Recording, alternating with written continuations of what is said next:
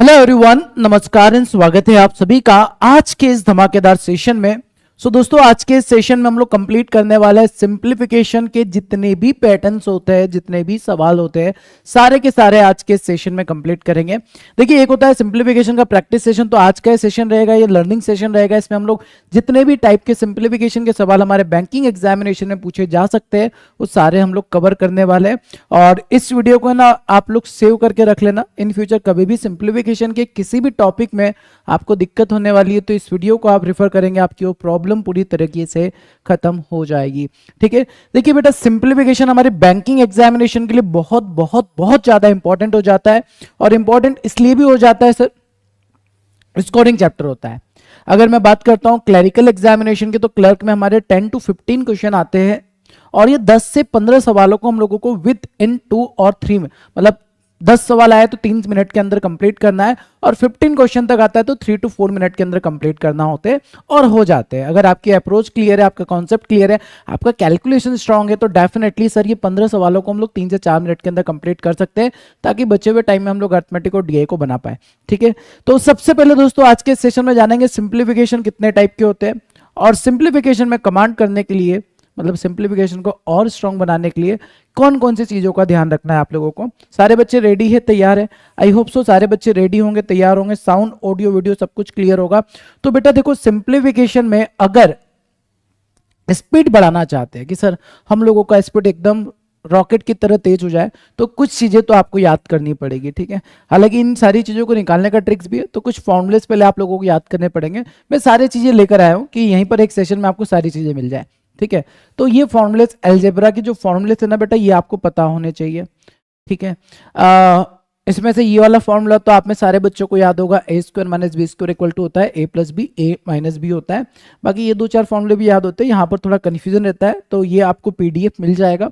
आप ये फॉर्मूले को थोड़ा सा रिवाइज कर लेंगे, फॉर्मूले आपको याद होने चाहिए। ठीक है, पहला टास्क आपके अलजेब्रा के फॉर्मूले आपको पता होने चाहिए। ठीक है, सेकंड टास्क आपका कन्वर्जन होना चाहिए याद। ये परसेंटेज टू फ्रैक्शन तो अपन आगे पढ़ेंगे पूरा डिटेल में, अभी इसको रहने देते हैं। थर्ड, आपको पावर चार्ट याद होना चाहिए। पावर चार्ट कहां तक याद होना चाहिए?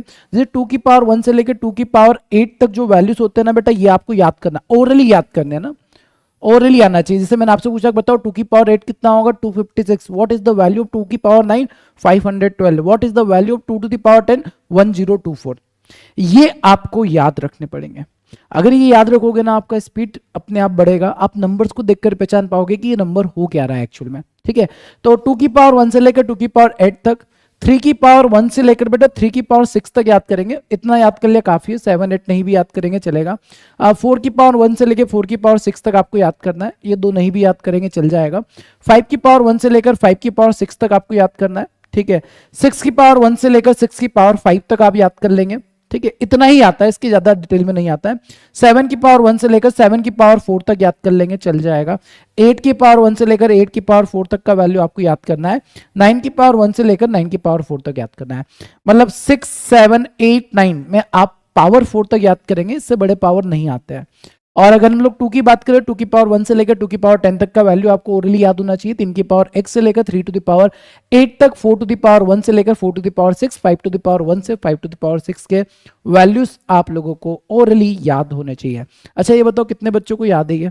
मतलब अगर मैं आपसे पूछता हूँ कि what is the value of 2 की पावर 7, तो आप 2 की पावर 7 आप देखकर बोल देंगे सर 128, है ना। मैंने आपसे पूछा 2 की पावर 8 256, 2 की पावर 9, मतलब जैसे ही मैंने पूछा तुरंत आपका आंसर आ जाना चाहिए। ये आपको ओरली थोड़ा याद रखना पड़ेगा, है ना। जो हमारे पुराने चावल है उन लोगों को तो याद होगा, है ना। जो नए नए बच्चे हैं उनको ये याद करना होगा, तभी आप लोग बच्चे जो नए पुराने बच्चे होते हैं ना, उनका स्पीड आप देखते हो सर ये तो क्वेश्चन आने से पहले आंसर दे देते हैं। रीजन यही है, उनको याद है। आप भी याद करोगे तो आपके भी आंसर फास्ट आने लगेंगे। नेक्स्ट बात करते हैं स्क्वायर की, तो स्क्वायर तो यार कम से कम मिनिमम है ना 1 से 30 तक तो याद होना चाहिए, है ना। 1 to 30 तक स्क्वायर आप लोगों को मिनिमम याद होना चाहिए। 1 to 50 तक याद कर लिया तो और भी मजे ही मजे रहेंगे, बट एटलीस्ट 1 से 30 तक का स्क्वायर आपको ओरली याद करना है। ठीक है, और क्यूब की बात की जाए तो 1 से 30 तक नहीं, 1 से 20 तक क्यूब याद कर लिया तो भी चलेगा, मतलब ये वाला नहीं भी याद करेंगे चलेगा। 1 to 20 हमको क्यूब याद करने पड़ेंगे। ठीक है, इतना काम तो करना पड़ेगा आपने। ठीक है, तो ये पहला टास्क तो वो है जो आपको करना है। ठीक है, अभी हम लोगों ने सेशन स्टार्ट नहीं किया, पहला टास्क दिया है जो आप लोगों को करना होगा, है ना। स्क्वायर याद रखने होंगे, क्यूब याद करने होंगे, कुछ फॉर्मूले से अलजेब्रा के वो आपको याद करने होंगे, पावर के फॉर्म में जो नंबर्स होते हैं वो आपको याद करने पड़ेंगे, ठीक है। इतना काम आप कर लो बस, इतना छोटा है पूरे मैथ्स में, पता है बस इतनी ही चीजें आपको याद करनी होती है, बाकी कोई फॉर्मूला पढ़ने की जरूरत नहीं होता। अगर आपका कॉन्सेप्ट क्लियर है, आपकी अप्रोच क्लियर है, आपको कभी फॉर्मूले की जरूरत नहीं पड़ती। इवन हम लोग अलजेब्रा में भी फॉर्मूले का यूज नहीं करते, बट समटाइम क्या होता है कैलकुलेशन में अलजेब्रा के फॉर्मूले बहुत यूजफुल हो जाते हैं, जिससे आपको कम टाइम में ज्यादा जल्दी से सवाल को बना लेते हैं। दैट्स वाई हम लोगों को अलजेब्रा के कुछ फॉर्मूले याद होने चाहिए, ठीक है। तो यहां तक की पिक्चर तो आप लोगों के भरोसे है ना, इतना तो आप लोगों को करना है। जो आपका टास्क था वो भी मैंने यहाँ पर पीपीटी में रख लिया है, इसका पीडीएफ आप लोगों को टेलीग्राम चैनल पर मैं दे दूंगा, वहां से आप लोग डाउनलोड कर लेना, इसको अपने पास रख लेना, ठीक है। इसका हो सके तो प्रिंट आउट निकाल कर अपने पास कॉपी में निकाल के रख लेना, या कॉपी में छाप लेना सारे वैल्यूज को, देखते रहोगे ऑटोमेटिक याद हो जाएगा। तो पहले तो आप लोगों का जो टास्क था वो कंप्लीट हो गया है। अब यहां से शुरुआत करते हैं हम लोग सिंप्लीफिकेशन की बेटा। और सिंप्लीफिकेशन बेटा एक क्लास में, आज की क्लास के बाद आपको कभी भी सिंप्लीफिकेशन पढ़ने की जरूरत नहीं पड़ेगी, प्रैक्टिस की जरूरत पड़ेगी, दैट्स इट। आपको बार बार, देखो कई बच्चे होते हैं ना जो बार बार क्लास करते रहते, क्लास की जरूरत नहीं, एक बार पढ़ा कॉन्सेप्ट समझा, इसके बाद केवल और केवल प्रैक्टिस की जरूरत होगी, और प्रैक्टिस आप कर सकते हो फिर खुद से भी, ठीक है। चलिए तो शुरुआत करते हैं। कितने टाइप के सिंप्लीफिकेशन के सवाल होते हैं, तो बेटा बेसिकली हम लोगों के जो बैंकिंग एग्जाम होते हैं ना उसमें ये टाइप के सवाल पूछते हैं। सबसे पहले हम लोग बात करते हैं यूनिट डिजिट रूल क्या होता है सर। यूनिट डिजिट रूल में हम लोग यूनिट डिजिट से सवालों को उड़ा देंगे। Second BODMAS rule. BODMAS rule का बहुत अच्छे से ध्यान रखना है, क्योंकि जब सिंप्लीफिकेशन आता है वहां पर अगर आपने बोर्डमास रूल नहीं लिखाया तो फिर तबाही आ सकती है, मतलब एक बार हम सवाल गलत करेंगे, ऑप्शन में आंसर नहीं आएगा, फिर से शुरू करेंगे, टाइम ज्यादा लगेगा। फ्रैक्शन रूल देखेंगे, फ्रैक्शन रूल से कैसे हम लोग कैलकुलेशन फास्ट करते हैं। Decimal rule, decimal based calculation में सबसे ज्यादा टाइम लगता है, वो टाइम भी आप बचा सकते हैं कैसे। परसेंटेज बेस्ड आपके सिंप्लीफिकेशन के सवाल होते हैं, एंड सर्ट्स एंड एंडाइसिस पर बेस्ट सवाल होते हैं। सारे ही टाइप के 1 बाय 1 हम लोग सवाल कंप्लीट करने वाले हैं, ठीक है। यूनिट डिजिट रूल देखेंगे, बोर्डमास देखेंगे। अच्छा एक और होता है डिजिटल सम रूट भी होता है, बहुत से बच्चे डिमांड करते हैं कि सर ये रूल आप क्यों नहीं पढ़ाते हो, डिजिटल सम रूट। तो बेटा अभी मैं आपको बताऊंगा कि क्यों नहीं पढ़ाते, ठीक है। उसका एक रीजन है, क्योंकि डिजिटल सम सवाल को करने जाते हैं ना, और मे भी हो सकता है सर 2 ऑप्शन या 3 ऑप्शन आपको लगे आंसर होगा, फिर आप बेसिक से वापस करोगे, टाइम वेस्ट करोगे, इससे बेटर है ये रूल हम लोगों को नहीं पढ़ना है, ठीक है। चलिए 2 चीजें होती है हमारे एग्जामिनेशन में, एक होता है सिंप्लीफिकेशन और एक होता है approximation. Simplification and approximation. Simplification आपको क्लरिकल एग्जामिनेशन में ज्यादातर देखने को मिलता है, और अप्रोक्सीमेशन आपको पीओ एग्जामिनेशन में देखने को मिलता है। सिंप्लीफिकेशन एंड अप्रोक्सीमेशन में डिफरेंस क्या हो जाता है बेटा, यहां पर हम कलाकारी कर सकते हैं। कलाकारी का मतलब सर हम लोग डिजिटल सम मेथड का यूज करके निकालते हैं, यूनिट डिजिट का यूज करके निकालते हैं, है ना, बाय ऑप्शन निकाल सकते हैं, बट यहां पर कोई कलाकारी नहीं चलेगी, यहां पर आपको कैलकुलेशन करना पड़ेगा, ठीक है। यहां पर अगर आपको स्क्वायर क्यूब नहीं भी याद है ना, स्क्वायर और क्यूब नहीं भी याद है तो भी आप सवाल को बना सकते हो, हाथ पैर मारोगे सवाल आ जाएगा, बट विदाउट स्क्वायर और क्यूब, स्क्वायर क्यूब के बिना ये सवाल नहीं बनेंगे। आपको स्क्वायर और क्यूब याद होना चाहिए। सर वो क्यों, जैसे देखो सिंपल सा, कल हम लोगों ने क्लास मॉक मास्टर में भी देखा था, अगर आपके सामने ये नंबर आ गया और बोला गया कि बताओ इसका अप्रोक्सीमेट स्क्वायर रूट क्या होगा, 1026 का अप्रोक्सीमेट स्क्वायर रूट क्या होगा। अगर ये परफेक्ट नंबर होता बेटा तो स्क्वायर रूट निकालने का तरीका है हमारे पास, ये इम्परफेक्ट नंबर है, तो अब इसका स्क्वायर रूट हम तभी निकाल पाएंगे जब हमको पता हो कि सर 1024 32 का स्क्वायर होता है और 32 का अप्रोक्सीमेट वैल्यू है ना, अप्रोक्सीमेट, यस। तो अप्रोक्सीमेशन के लिए आपको स्क्वायर क्यूब याद होना बहुत जरूरी है। यहां पर नहीं भी ना, थोड़ा हाथ पैर मारेंगे इधर उधर करेंगे हमारा आंसर आ जाएगा, बट यहां पर ऐसा नहीं आ पाएगा, ठीक है। इसलिए पीओ में अप्रोक्सीमेशन पूछा जाता है और क्लरिकल में सिंप्लीफिकेशन, क्योंकि सिंप्लीफिकेशन करना as compare to approximation easy होता है, आसान होता है। क्लियर है, बात समझ में आई। तो 1 बाय 1 हम लोग सारे रूल को कंप्लीट करते हैं। सारे बच्चे आ चुके, एक बार आंखों में सुंदर सा दिल बनाकर भेज देंगे, और जितने भी स्टूडेंट इस सेशन में आ चुके बेटा सेशन को एंड तक पूरा करना, ताकि ये चैप्टर आज हमारा कंप्लीट हो जाए। और सेशन में अपनी अटेंडेंस मार्क नहीं की है तो सेशन को लाइक करके अपनी अपनी अटेंडेंस मार्क कर देंगे। रेडी, सारे बच्चे रेडी हो तो एक बार आंखों में लाल दिल बनाकर भेज देंगे। 1 बाय 1 एक एक करके सारे रूल्स को हम लोग कंप्लीट कर देते हैं।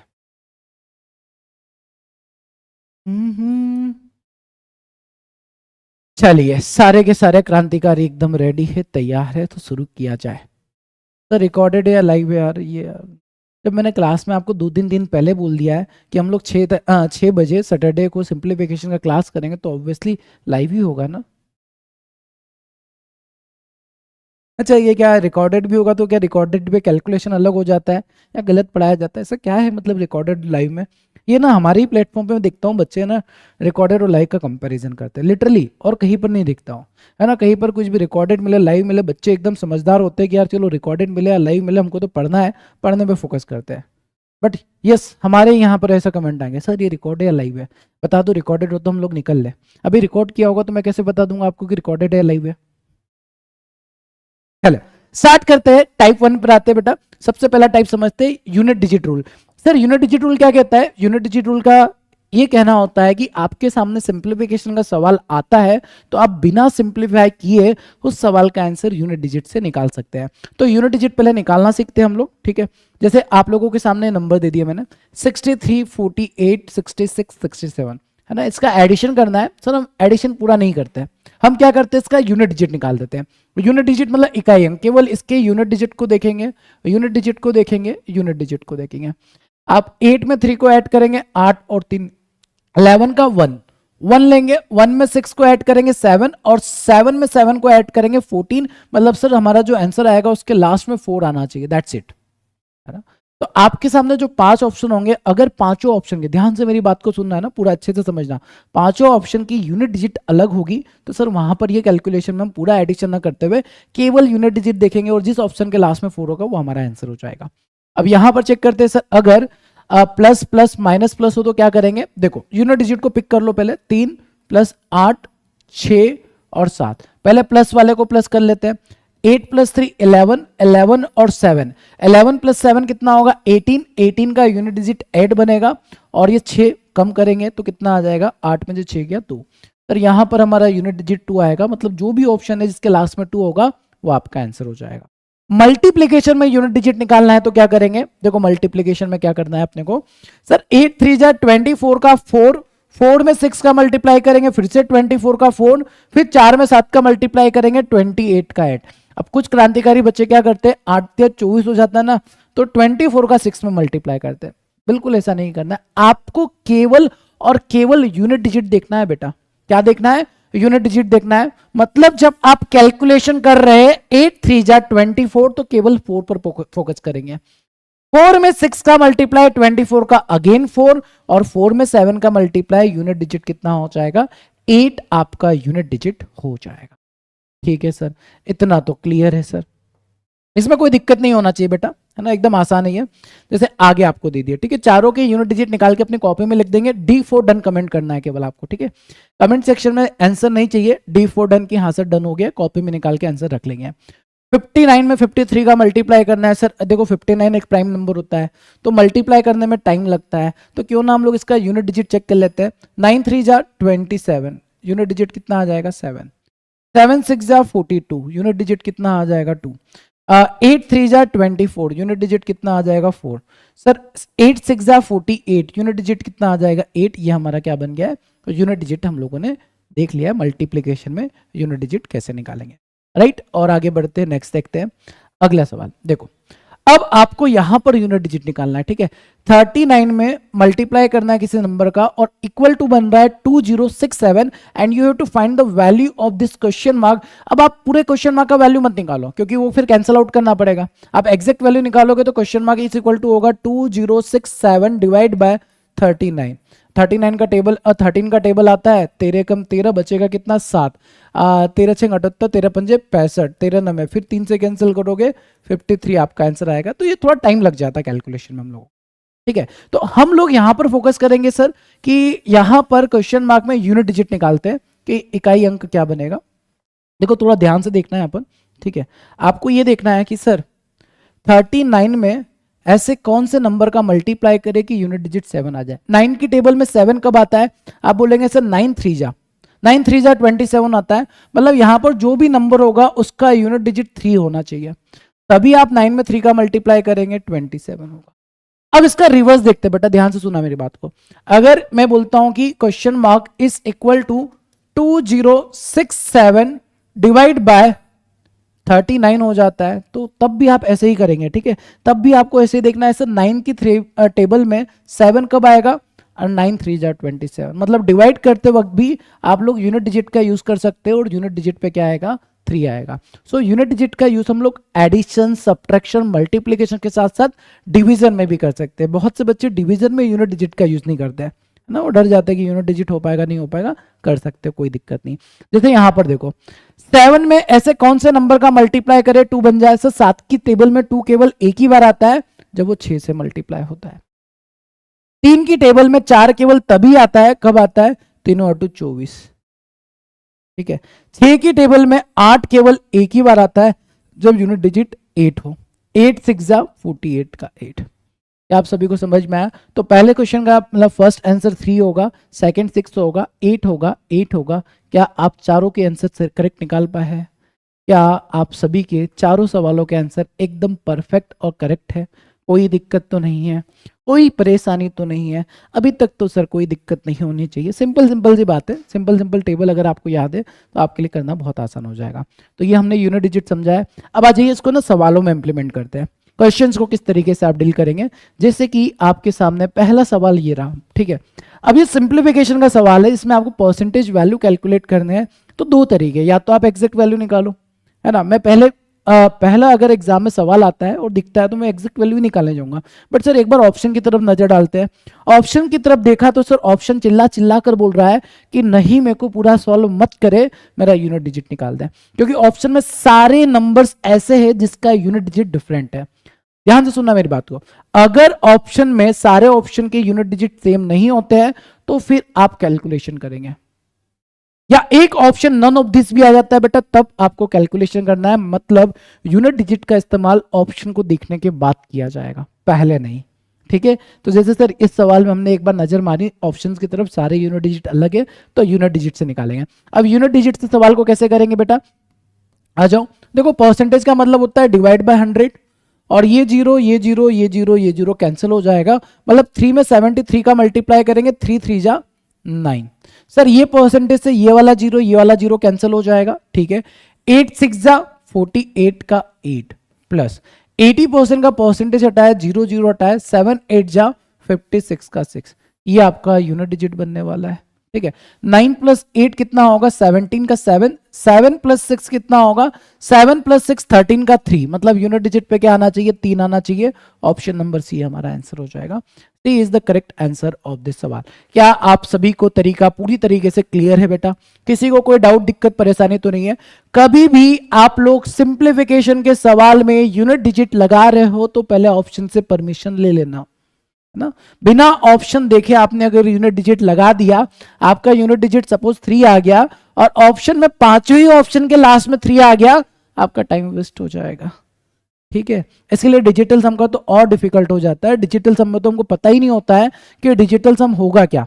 तो आप पहले पांचों ऑप्शन के डिजिटल सम निकालेंगे, फिर हमारे सवाल का डिजिटल सम निकालेंगे। इतनी देर में तो हम 5 बार सवाल को बना सकते हैं। दैट्स द ओनली रीजन मैं कभी भी डिजिटल सम मेथड आपको नहीं बताता हूं, ठीक है। यूनिट डिजिट का एक बार इस्तेमाल कर सकते हैं, ये अच्छा मेथड भी होता है। अगर ऑप्शन दिख गया तो आप मात्र 5 सेकंड के अंदर सवाल को कंप्लीट कर सकते हैं। बट डिजिटल सम मेथड कभी नहीं पढ़ना, कभी कोई आपको ना जबरदस्ती पढ़ा देना तब भी मत पढ़ना, ठीक है। चलिए आगे बढ़ते हैं, नेक्स्ट देखते हैं। अगला सवाल ये रहा। नेक्स्ट क्वेश्चन आप सभी के सामने बेटा, इसका आंसर बताना है। पहले हमने ऑप्शन की तरफ देखा 0 4 5 3 7। सर सारे ही ऑप्शन के यूनिट डिजिट अलग है, लगा दो और बता दो आंसर क्या होगा।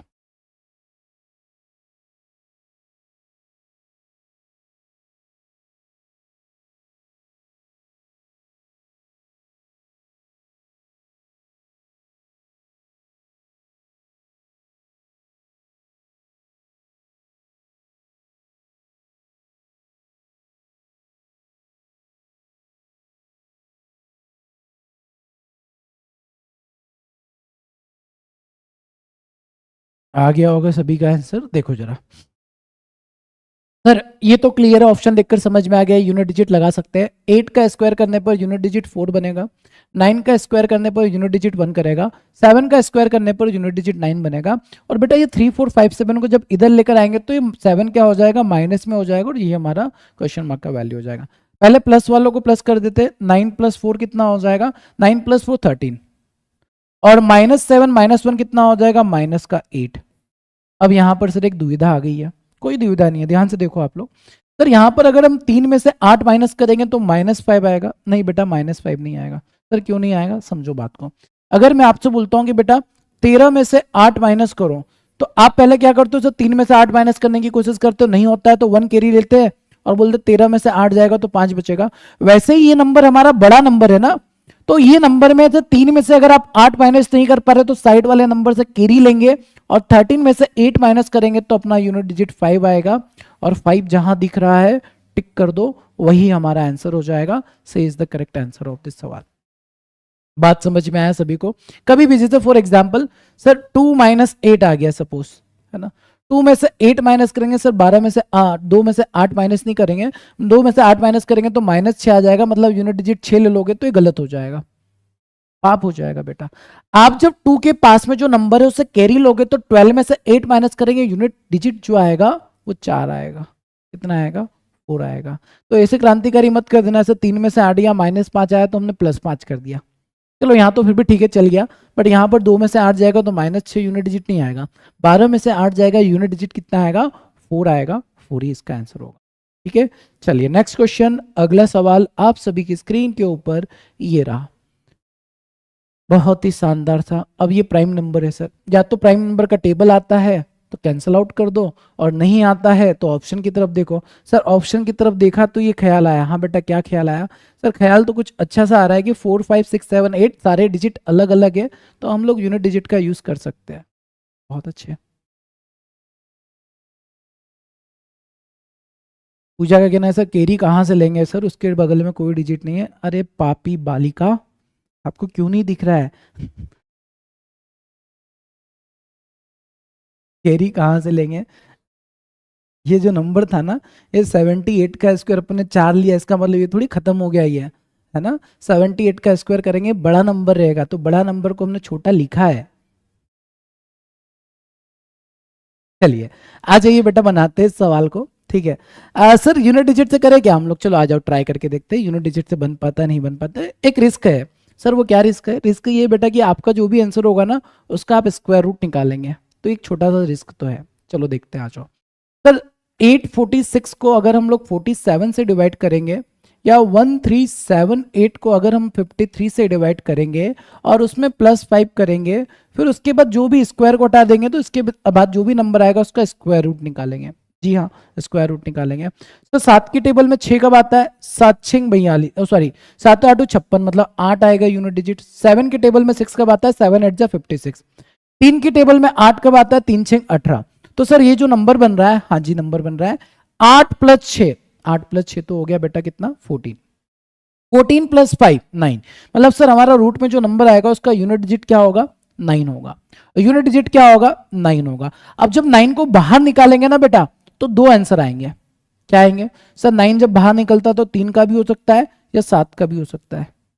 भाई अगर 49 रहा तो 7 आएगा बाहर, और केवल 9 रहा तो 3 आएगा बाहर। तो सर यहां पर हमारे दो आंसर हो सकते हैं, आइदर 3 और 7। आंसर दो होंगे, या तो 3 आंसर होगा या फिर 7 होगा, 3 और 7 दोनों में से कोई एक आंसर होगा। किस्मत, किस्मत हमारी अच्छी है कि सर ऑप्शन में 3 नहीं है तो 7 को टिक कर देंगे। Option D is the right answer of this सवाल। तो इसलिए मैंने बोला कि इस सवाल में थोड़ा सा रिस्क है। ठीक है, अच्छा वो रिस्क को भी कम कर देते हैं अपन, कैसे करेंगे देखो। आप लोगों को ना ये पता होना चाहिए, अगर आप लोगों ने स्क्वायर रूट पढ़ा है अच्छे से, स्क्वायर याद किया है अच्छे से, तो आप लोगों को ये बात पता होगी कि सर 1 जो आता है वो कब कब आता है, सर 1 का स्क्वायर करने पर या फिर 9 का स्क्वायर करने पर। 2 जो आता है वो कब कब आता है, सर 2 जो आता है वो कब कब आएगा यार, ठीक है 1 का स्क्वायर करने पर ये आ जाएगा। ठीक है, एक सेकेंड ना, फिर 2 4 कब आएगा सर, 2 का स्क्वायर करने पर या फिर 8 का स्क्वायर करने पर। ठीक है, 1 हो गया, 4 हो गया। फिर इसके बाद 9 कब आता है सर, 3 का स्क्वायर करने पर या फिर 9 का स्क्वायर करने पर। ठीक है, फिर उसके बाद 6 कब आता है सर, 4 का स्क्वायर करने पर या फिर 6 का स्क्वायर करने पर। 7 नहीं आता है सर कभी, यूनिट डिजिट में 7 आ ही नहीं सकता, 2 कभी नहीं आ सकता, 5 कभी नहीं आ सकता। सर 5 तो आ सकता ना 5 का स्क्वायर करने में, ठीक है कोई दिक्कत, 5 का स्क्वायर करने 5, 0 का स्क्वायर करने पर 0। अब देखो यहां पर है ना, आप लोगों को पेयरिंग में ऑप्शन नहीं दिखना चाहिए। जैसे फॉर एग्जांपल यहां पर हमने देखा कि सर अगर हमारे आंसर ऑप्शन में 1 और 9 दोनों आ गए तो फिर हम वहां पर यूनिट डिजिट नहीं लगाएंगे। हमारे ऑप्शन में 2 और 8 दोनों आ गए, क्योंकि आपके यूनिट डिजिट का 4 बने तो 4 वाले केस में 2 आंसर हो सकते हैं, आइदर 2 भी हो सकता है आइदर 8 भी हो सकता है। तो सर ऑप्शन की तरफ देखा तो देखते से समझ में आया सर 4 और 6 है, 7 के साथ 3 नहीं है, ठीक है, 5 तो सिंगल होता है, 8 के साथ 2 होता है, 2 है नहीं, तो अपन यूनिट डिजिट का यूज कर सकते थे। बट पेयरिंग में अगर बन गया आप लोगों का 1 9 का पेयर भी ऑप्शन में आ गया, 2 8 का हो गया, मतलब इसका ऑप्शन ऐसा आ जाता 1 9 2 8 5। अगर ऐसे ऑप्शंस होते तो फिर हम लोग फिर थोड़ा रिस्क नहीं लेते, क्योंकि मे बी आपका आंसर 1 9 भी हो सकता है, मे बी आपका आंसर 3 7 भी हो सकता है, मे बी आपका आंसर 2 8 भी हो सकता है, मल्टीपल आंसर होने के चांसेस है। बट उस केस में हम लोग फिर कैलकुलेशन ही कर देते, ज्यादा बेहतर रहता। ठीक है, चलिए आगे बढ़ते हैं आगे, और आपको समझ में आ जाएगा कि कब हम लोगों को इसका इस्तेमाल करना है कब नहीं करना है। फिलहाल नेक्स्ट क्वेश्चन आप सभी के सामने ये रहा। यूनिट डिजिट की तरफ देखा सर, यूनिट डिजिट 8 9 2 4 5, सारी यूनिट डिजिट अलग है, उड़ा दो यूनिट डिजिट से, क्या होगा आंसर। 00 से परसेंटेज हटाया, 7 21 का 1, 7 7 49 का 9, और 9 की टेबल में 2 कब आता है, 9 की टेबल में 2 आता है 8 बार। 10 में से 8 गया सर, 9 + 1 10 में से 8 गया 2, सवाल एकदम रापचिक से बन गया। ऑप्शन नंबर सी देखते से आप लोगों का आंसर आ गया होगा। Option C is the perfect answer of this सवाल। ठीक है, चलिए और आगे बढ़ते हैं बेटा, अगला सवाल देख लेते हैं। नेक्स्ट क्वेश्चन फास्ट फास्ट बताएंगे इसका आंसर क्या बनेगा। ठीक है, 36 29 78 divide by 377 equal to x to the power 3, what is the value of x, या क्वेश्चन मार्क का वैल्यू क्या बनेगा। देखते हैं कौन कौन आंसर तेजी से बताने वाले हैं।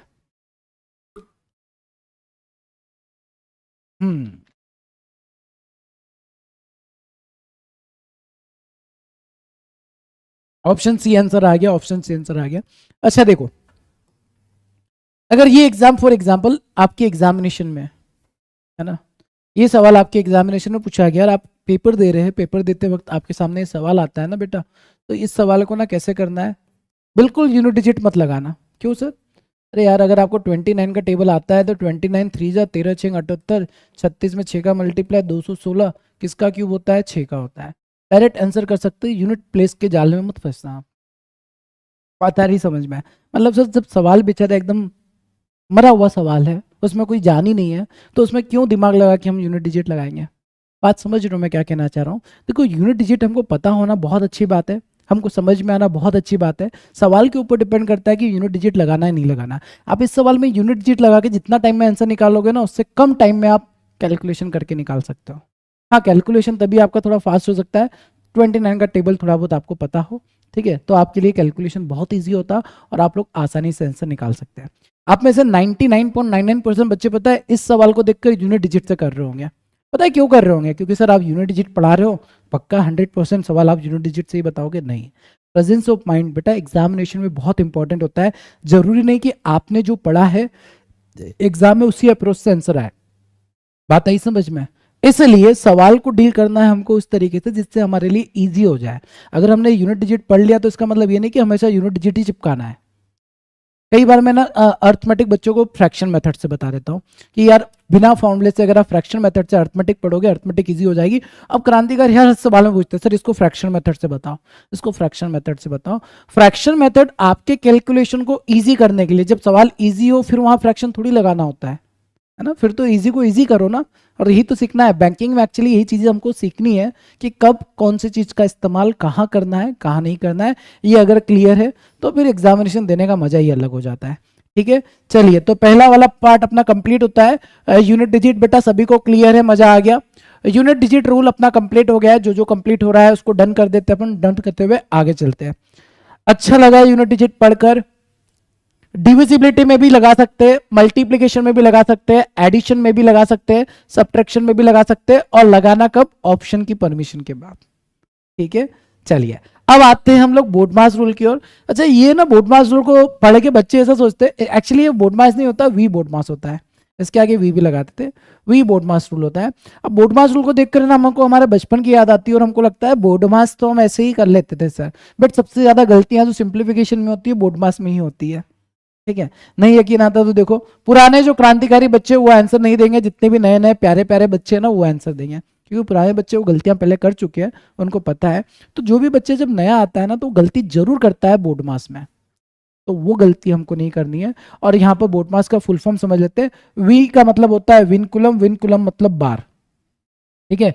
ब्रैकेट ऑफ, इसको इधर लिखते हैं ना, इधर अपनी जगह ज्यादा होगी, मैंने इधर स्लाइड रखी तो थी, यहाँ पर ज्यादा अच्छा सुंदर से लिखेंगे ना अपन, ठीक है।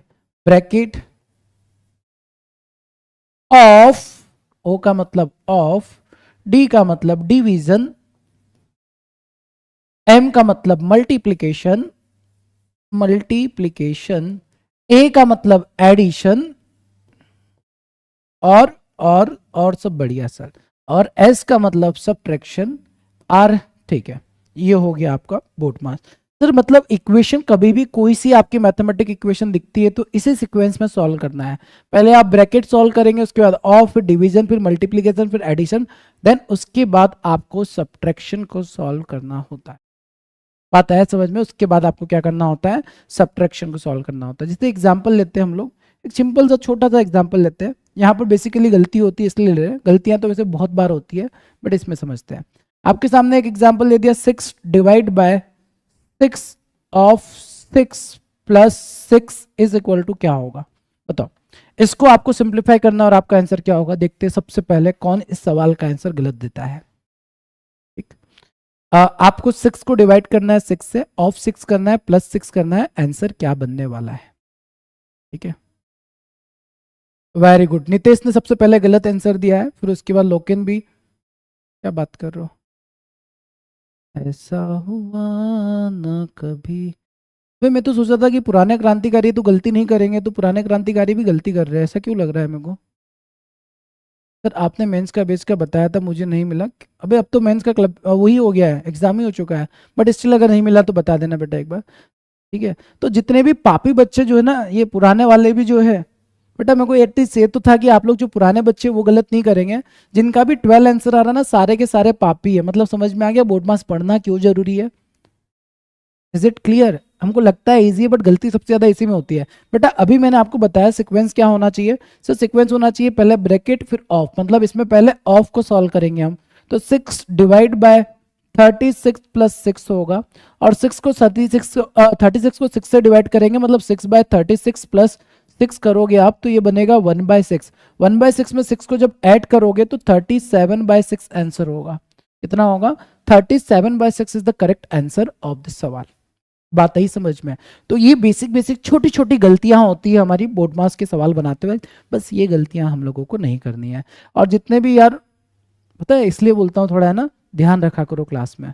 ये जो सबसे स्टार्टिंग में जिनके 12 आंसर आए थे ना, वो सारे बच्चे मेरे को पता है पुराने ही हैं। अब आप अगर ये बोलोगे नहीं सर हम पुराने नहीं नए हैं, तो भी मैं मान जाऊंगा। मेरे को पता है कि कौन नया है कौन पुराना है। तो बेटा गलतियां होती है, पहली चीज तो एक्सेप्ट करो कि हाँ सर गलतियां होती है, और उन गलतियों पे काम करो। और जब काम करोगे ना तो आगे आपसे गलतियां नहीं होगी, और जब गलतियां नहीं होगी तभी तो हमारा सिंप्लीफिकेशन में full out of full marks बनेंगे। क्लियर है बात? आ गई समझ में?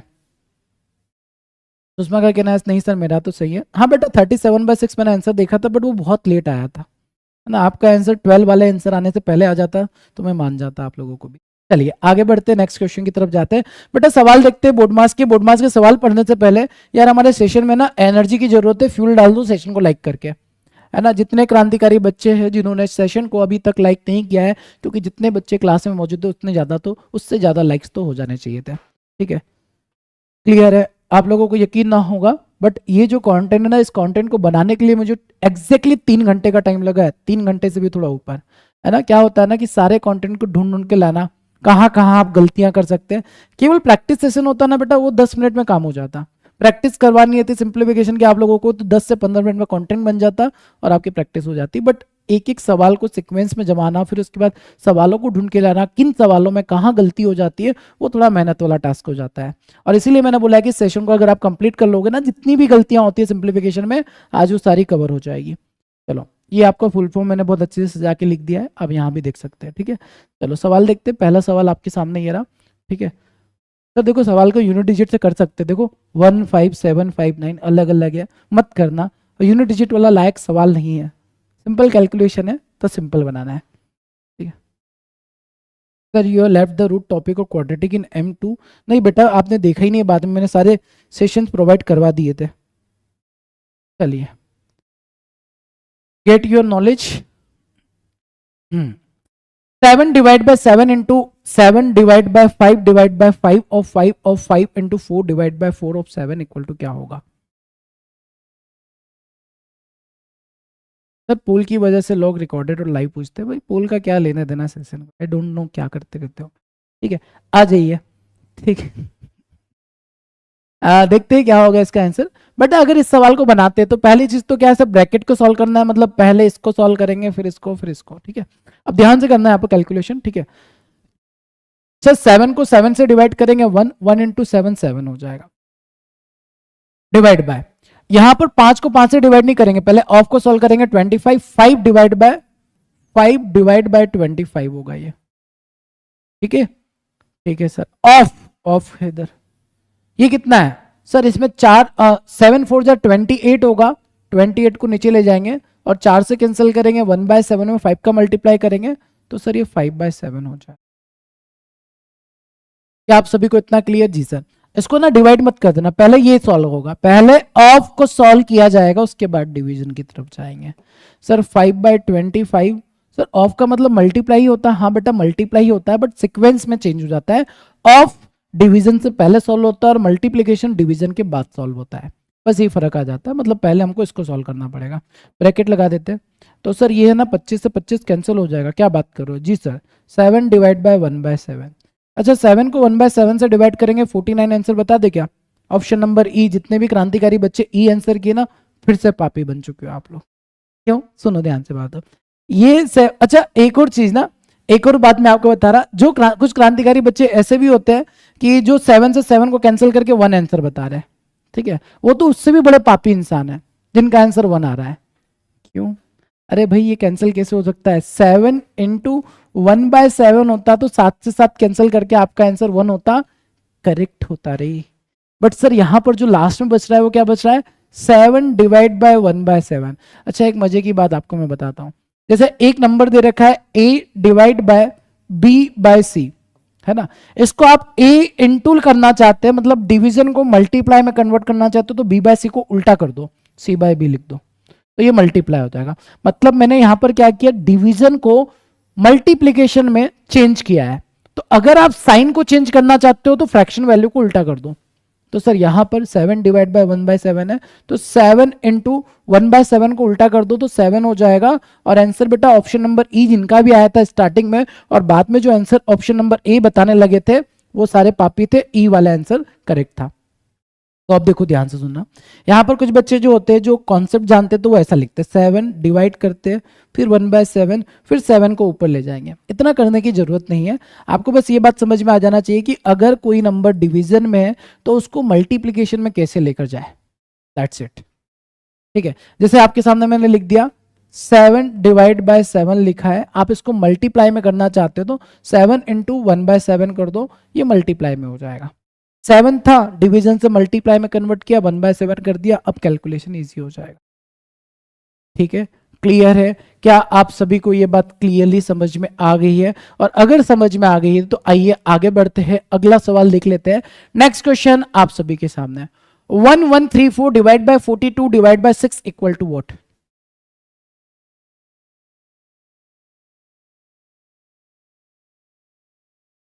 हाँ जी, क्या आ जाएगा answer? 1134 divide by 42 divide by 6 equal to what? Aman का कहना है सर ये तो सर 5वीं में ही सीख लिया था। सर बेटा 5वीं में सीख लिया था तभी तो नंबर नहीं बन पाते ना। आपका सिलेबस जो 10 तक का ही है, आपको पता है कॉम्पिटिटिव एग्जामिनेशन में सिखा तो 10वीं में ही था आपने, बट अभी क्या हो रहा है बताओ? आपको पता है ना, आप जितने भी कॉम्पिटिटिव एग्जामिनेशन दे रहे हो जिसमें क्वांट आता है वो सिलेबस आपका 10th लेवल का ही होता है। ठीक है, आप जो बचपन में सीखे वही होता है। बस क्या होता है ना कि सर बचपन में हम लोग है ना थोड़ा सा मार कूट के हमको बोला जाता था पढ़ो तो पढ़ते थे, प्रैक्टिस करते थे। अभी ऐसा कुछ नहीं होता, तो बस सर हम गलतियां करते रहते हैं। ठीक है, आ जाओ बेटा, ध्यान सुनना, कभी भी 3 नंबर डिवीजन में मिल जाए, 3 क्या सर 4 मिल जाए, 5 मिल जाए, 6 मिल जाए, 7 मिल जाए, ठीक है, ऐसे कॉन्टिन्यूस डिवीजन में नंबर्स आपको मिल जाते हैं तो आप क्या करेंगे, ए लिखेंगे अपॉन में ये सभी को मल्टीप्लाई करके लिख दो, बी इंटू सी इंटू डी इंटू ई। मतलब एक एक डिवीजन करने की जरूरत नहीं है, पहले नंबर को पकड़ो और बाकी सभी को मल्टीप्लाई करके नीचे रख दो। जैसे यहां पर अगर आप सॉल्व करेंगे तो 1 1 3 4 इसको पकड़ लिया और बाकी सभी को नीचे डाल दिया। 7 का टेबल आता है जी सर, 7 एकम 7, बचेगा कितना 4, 7 6 42, 7 दूना 14, 6 से कैंसिल हो जाएगा, 6 दूना 12 27। सर हमारा जो आंसर आ रहा है 27/6 मतलब 9/2, 9/2 का मतलब 4.5, 4.5 is the correct answer of this. Option E सवाल का सही आंसर हो जाएगा। ठीक है, रिधिमा का कहना है सर ये यूनिट डिजिट से हो रहा है, बात तो एकदम करेक्ट है बेटा, ये आप यूनिट डिजिट से कर सकते हो, बट मैंने वही बोला है ना, जब सवाल बिना यूनिट डिजिट के बन सकता है, इजी है। यूनिट डिजिट का इस्तेमाल केवल तब करो जब आपको कैलकुलेशन ज्यादा दिख रहा हो और ऑप्शन अलग अलग दिख रहे हो। अब जब सिंपल सा क्वेश्चन आपसे कैलकुलेशन पूछ रहा है तो इसको एग्जैक्ट कैलकुलेशन करने में क्या दिक्कत है, क्यों यूनिट डिजिट लगाएंगे यहाँ पर। यही इतनी सी बात तो मैं आपको समझाने की कोशिश कर रहा हूँ जो हम समझना नहीं चाहते। बात आई समझ में? जब सवाल खुद ब खुद आंसर देने के लिए तैयार है तो फिर आप ज्यादा मेहनत क्यों करना चाहते हो। बात आई समझ में? हाँ जी सर आ गई। चलो आ गई है समझ में, तो अगला सवाल ये रहा, इस सवाल का आंसर क्या बनेगा ये आपको बताना है। क्या होगा इसका answer? 1152 divide by 24 divide by 6 into 2 equal to what?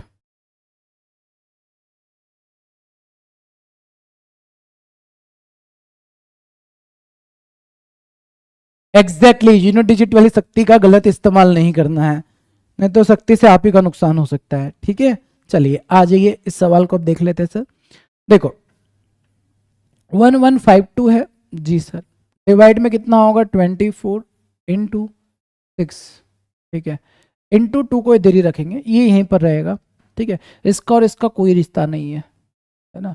जब 6 को 24 मिल गया तो 2 को छोड़कर भाग गया, क्योंकि 2 से बड़ा होता है ना 24। जी सर, तो इसलिए इनका रिश्ता कुछ नहीं बचा। इसको सॉल्व करते हैं सर, 12 का टेबल आता है, 12 दूना 24, 12 से कैंसिल करेंगे 12 9 108 बचेगा, 12 6 72, 12 से फिर कैंसिल करेंगे 12 8 96, 8 में 2 का मल्टीप्लाई आप कर दो तो 16 हो जाएगा, 16। 16 is the correct answer of this सवाल। 16 सवाल का सही आंसर बन जाए। Is that clear? जी सर एकदम क्लियर। हाँ जी सर ठीक है, तो आगे बढ़ते नेक्स्ट क्वेश्चन पर आते हैं। अगला सवाल इसका आंसर क्या बनेगा फास्ट बताएंगे।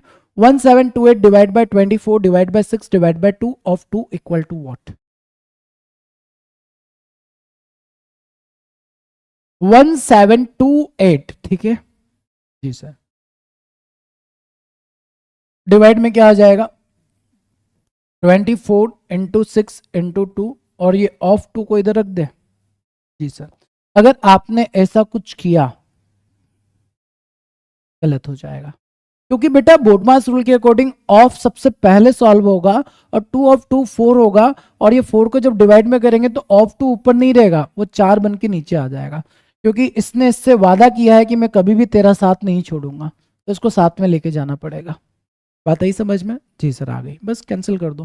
सर ये तो 12 का क्यूब दिख रहा है, अच्छा 12 का क्यूब दिख रहा है मतलब 12 का स्क्वायर बचेगा, अगर आपने 12 से कैंसिल कर दिया, फिर 12 से कैंसिल किया तो ये 12 का स्क्वायर, फिर 4 से कैंसिल किया तो 3 आपका आंसर हो जाएगा। अब देखो यहाँ पर हम लोगों ने 1728 को बिना काटे 144 लिख दिया, क्यों? क्योंकि सर हमको 12 का क्यूब याद था, इसलिए मैंने बोला आपको स्क्वायर और क्यूब याद होने चाहिए। अगर आपको याद होते हैं ना तो कैलकुलेशन अपने आप स्ट्रांग हो जाता है, आपको कैलकुलेशन करना नहीं पड़ता, खुद ब खुद निकल जाता है। बात आई समझ में? इसलिए अगर आप में से कुछ क्रांतिकारी बच्चे ऐसे हैं जिन्होंने स्क्वायर क्यूब याद नहीं किए तो पहली फुर्सत में उसको याद कर लेना। अगला सवाल ये रहा, फटाफट इसका आंसर बताएंगे। 640 divide by 16 by 25 into 50 equal to what? क्या बनेगा आंसर? आपको 640 को डिवाइड करना है 16 बाय 25 से, है ना, ऐसा कैंसिल मत कर देना, 25 दूना 50, 16 दूना 32, तो 640 को 32 से डिवाइड कर दिया, 20 हमारा आंसर आ गया। ऐसे मत करना बेटा, मे भी आपका आंसर 20 आ भी जाए ना फिर भी ये तरीका गलत है, क्योंकि सर बोडमास नियम क्या कहता है? सर बोडमास नियम ये कहता है कि पहले पहले डिवीजन फिर मल्टीप्लाई। सर अगर डिवीजन को ही हम बदल दे तो बदल दो ना, किसने रोका है आपको? इंटू 25/16 लिख दे और इंटू 50 लिख दे तो अरे वाह क्या बात है, समझदार हो गए आप। 16 को 40 हो जाएगा, 25 चौक 100 और 5। सर ये आंसर जो बन रहा है ना बेटा 5000 बन रहा है, तो जिनका भी आंसर 20 था ना वो सारे के सारे पापी बच्चे थे। ठीक है, जिन्होंने देखते से सॉल्व कर दिया वो एकदम गलत आंसर था। था, क्योंकि आपको ना 25 को देखकर और 50 को देखकर शायद कंट्रोल नहीं कर पाओगे ना, क्योंकि 50 25 से कैंसिल होता हुआ दिखेगा, और जो कैंसिल होता हुआ दिखता है तो पहली नजर में हम तो काट देते हैं, काटने के लिए तैयार बैठे होते हैं। ऐसी गलती नहीं करनी है, ठीक है। इसलिए मैंने बोला बोडमास रूल को अपने दिमाग में फिट करके सवाल बनाया करो। अगर बोडमास रूल सामने इक्वेशन दिखती है तो खुद दिख जाता है कि पहले डिवीजन होगा फिर मल्टीप्लिकेशन होगा, और एक आदत बना लो, कभी भी इक्वेशन बना रहे हो तो उसमें बोडमास रूल लगाना स्टार्ट कर दो, कभी गलती नहीं होगी, ठीक है। ऑप्शन नंबर डी जिनका भी आंसर था बेटा, very good, keep it up. आगे बढ़ते हैं नेक्स्ट क्वेश्चन। अगला सवाल ये रहा, ध्यान से, अब गड़बड़ी मत करना। 480 डिवाइड बाई 12/5 ऑफ 8 क्या होगा सिंप्लीफाई करने पर? तो 50,000 होगा सर। मैंने लास्ट वाले क्वेश्चन में जीरो पे फोकस नहीं किया, एक बार देख लेंगे बेटा, इस सवाल का आंसर निकालो ना। लास्ट वाले में नंबर ऑफ जीरो मैंने देखे नहीं थे, मेरे को लगा कि जो ऑप्शन में दे रखा वही आंसर होगा, एक बार चेक कर लेंगे उसको, ठीक है। 480 divide by 12/5 of 8 equal to what? अभी भी यहाँ दो अलग अलग आंसर आ रहे हैं सर, बताए क्या करेंगे हम लोग सबसे पहले? हाँ, 480 लिखा, वेरी गुड सर, डिवाइड को मल्टीप्लाई कर देते हैं और ये 8 कर देते हैं, ठीक है। 5 से कैंसिल किया, 5 नाम 45, बचेगा 6, 96 सर। 96 में 12 का मल्टीप्लाई इंटू 8 करेंगे जी। जो भी इस तरीके से किया सारे के सारे पापी बच्चे होंगे, ये बात आपको समझ में आ गया होगा, क्योंकि आप इस तरीके से जब कैलकुलेशन कर रहे होंगे फिर ऑप्शन की तरफ देखेंगे और ऑप्शन में तो कोई भी नहीं है, फंस गए हम लोग, ठीक है। तो बेटा वुडमास रूल का फिर से इस्तेमाल करो ठीक से, और देखो पहले ऑफ को सॉल्व करना होगा, तो ऑफ को सॉल्व कर देते, ठीक है। तो 480 डिवाइड बाय 12 × 8 96/5 होगा ये, और अब अगर आप इसको मल्टीप्लाई करना चाहते हो तो कर दो, कोई दिक्कत नहीं है, इंटू 5/96 हो जाएगा, ठीक है। 96 का टेबल आता है तो 5 में 5 का मल्टीप्लाई कर दो, 25 is the correct answer. Option number D सवाल का सही आंसर बन जाएगा। कुछ तो इतने खतरनाक बच्चे हैं ना, 96 इंटू 12 इंटू 8 दिखा ना, तो यार इतना बड़ा नंबर ये तो नहीं हो सकता, यही होगा, इसको टिक कर दी। कौन कौन था वो? ऑप्शन नंबर ए में देख रहा था, आंसर आ रहा था, है ना। इतना भी टैलेंटेड नहीं होना चाहिए, खतरनाक होते हैं बच्चे कि यार 96 12 और 8 इसका जब मल्टीप्लाई करेंगे इतना छोटा तो नहीं होगा, तो इतना बड़ा हो सकता है, तो ए को टिक कर देते हैं, है ना। कई बार हम लोग ऐसा करते हैं, ऐसी गलती नहीं करना है बेटा। लास्ट वाले सवाल में नंबर ऑफ जीरो देख लो जरा, 25 चौक कितना होगा, 100 हो जाएगा, और उसके आगे कितने जीरो लग जाएंगे?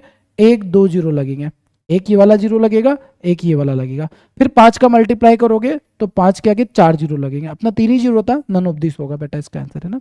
Option number E is the correct answer. चलिए आगे बढ़ जाते हैं। अगला सवाल ये रहा, इस सवाल का आंसर क्या बनेगा? 60 divide by 3/4 of 15 divide by 9 to the power -1। Beautiful सवाल, मतलब जितनी गलती करना है ना आज क्लास में ही करवा लेंगे आपसे गलती, ताकि बाद में कभी गलती ना हो। हम्म,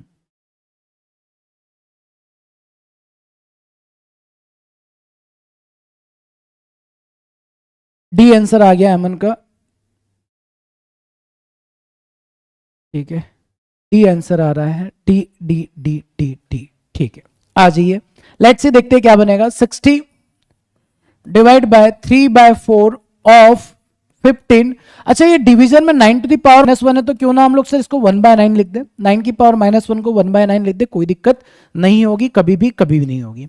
अब सर यहां पर पहले डिवीजन को सॉल्व करें, ऑफ को पहले, ऑफ सॉल्व होगा तो 60 divide bye 45/4 divide by 1/9। Sir इसको ऐसा लिख दे क्या, 60 इंटू 4/45 इंटू 9/1, 9 से कैंसिल किया, 5 5 से कैंसिल किया, 12 12 में 4 का मल्टीप्लाई किया, 48 is the right answer of this सवाल। ऑप्शन डी आपका सही आंसर बन जाएगा। D is the correct answer of this question. D इस सवाल का सही आंसर हो जाएगा। जिनका भी आंसर डी आया था, आप सभी का आंसर एकदम परफेक्ट और करेक्ट है। चलिए आगे बढ़ जाते हैं, नेक्स्ट क्वेश्चन देखते हैं। अगला सवाल ये रहा, आ गई मैं सर, बहुत शानदार सुशील, क्या होगा इसका आंसर?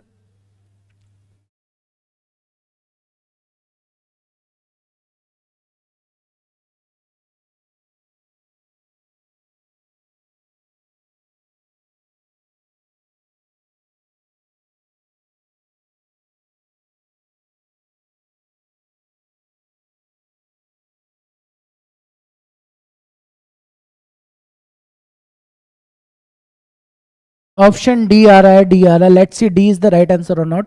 75% का फ्रैक्शन वैल्यू कितना होता है? What is the 75%? 3/4 होता है।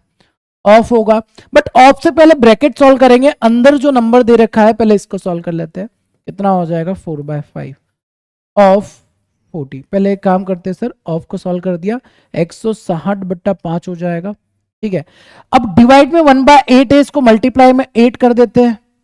ठीक है जी सर, डिवाइड है तो मल्टीप्लाई में 1/3 हो जाएगा, इक्वल टू क्वेश्चन मार्क। ठीक है सर, ये बात तो सही है आपकी। और कुछ कैंसिल हो रहा है? कुछ भी कैंसिल नहीं हो रहा है। आई थिंक 5 से कैंसिल हो जाएगा, 5 दिया 15, बचेगा एक, 32 हो जाएगा। अब 32 इंटू 8, ठीक है सर, तो 3/4 इंटू 32 इंटू 8 डिवाइड बाय 3 हो जाएगा। 3 से 3 कैंसिल, 4 से कैंसिल किया 8, 8 8 जा 64। Option D is the right answer of this सवाल। डी इस सवाल का एकदम सही आंसर बन जाएगा। D is the correct answer of this सवाल। क्लियर? चलिए नेक्स्ट क्वेश्चन की तरफ जाते हैं। अगला सवाल ये रहा आप सभी के सामने। फास्ट तुरंत इस सवाल का आंसर बताएंगे, क्या बनेगा? 12/13 of 143 divide by 6 into 7/12 of 144 divide by 77 equal to question mark. Question mark का वैल्यू क्या बनेगा?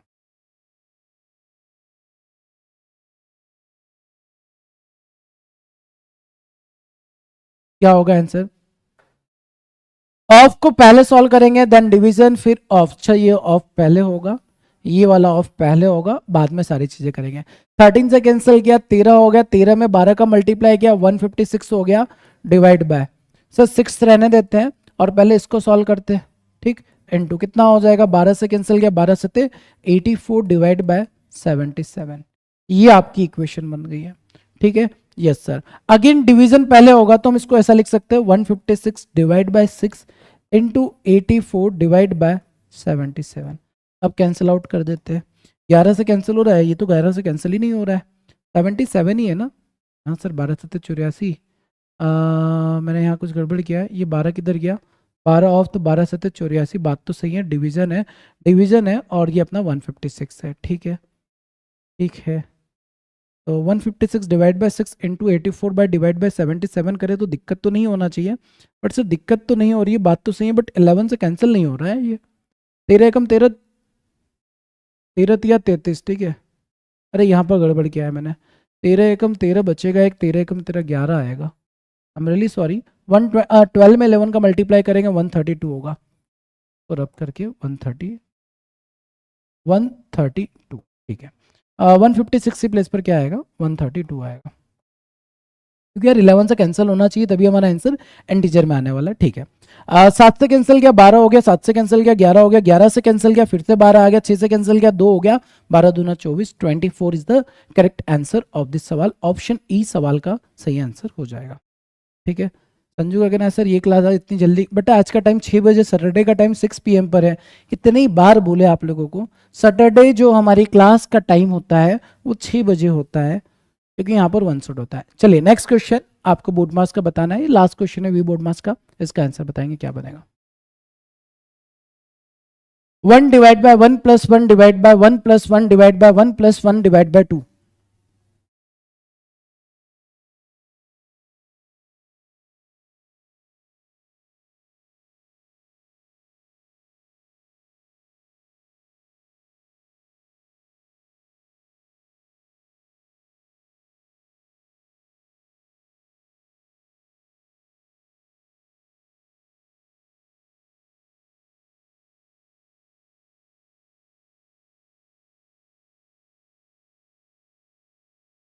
चलिए आइए बनाते हैं, क्या बनेगा आंसर।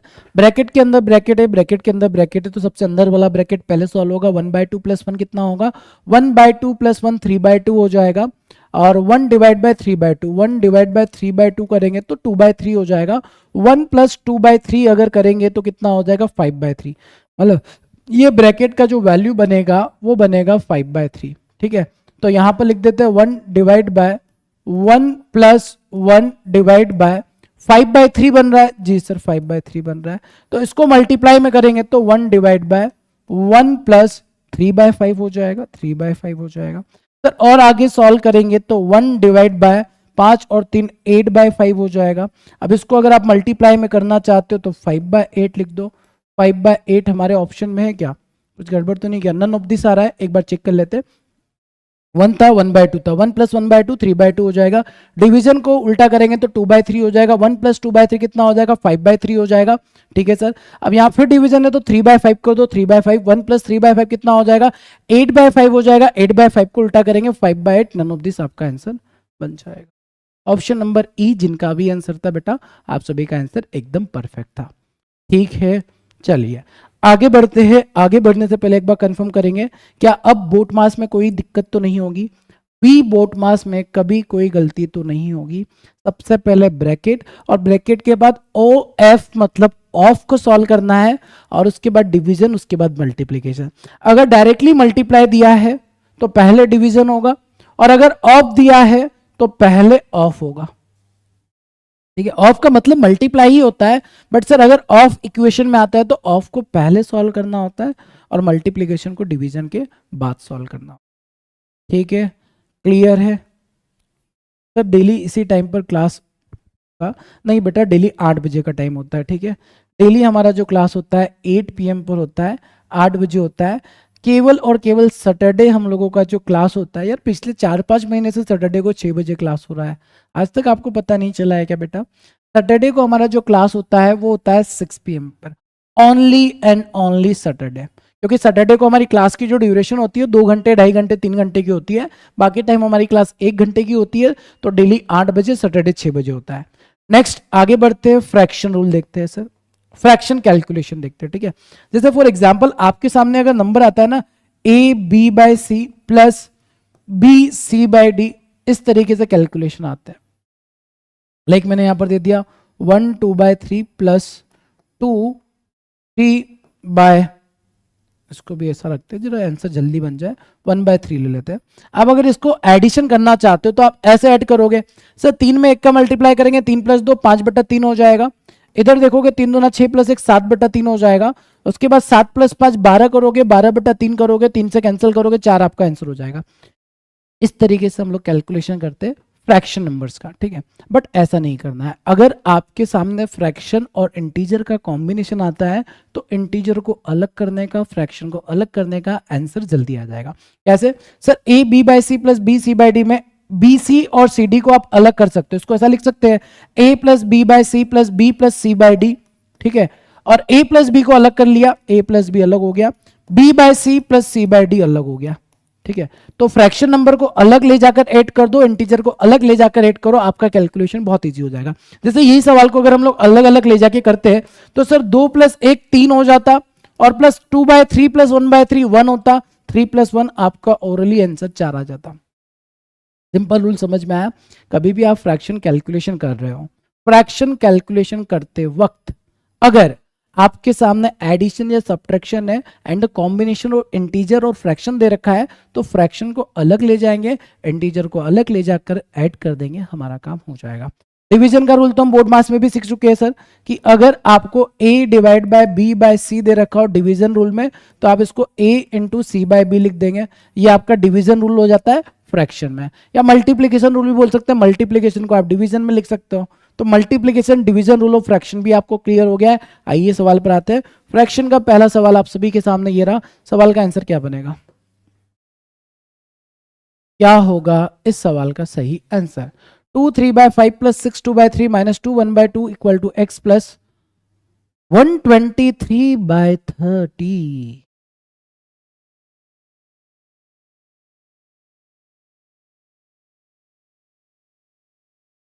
हम्म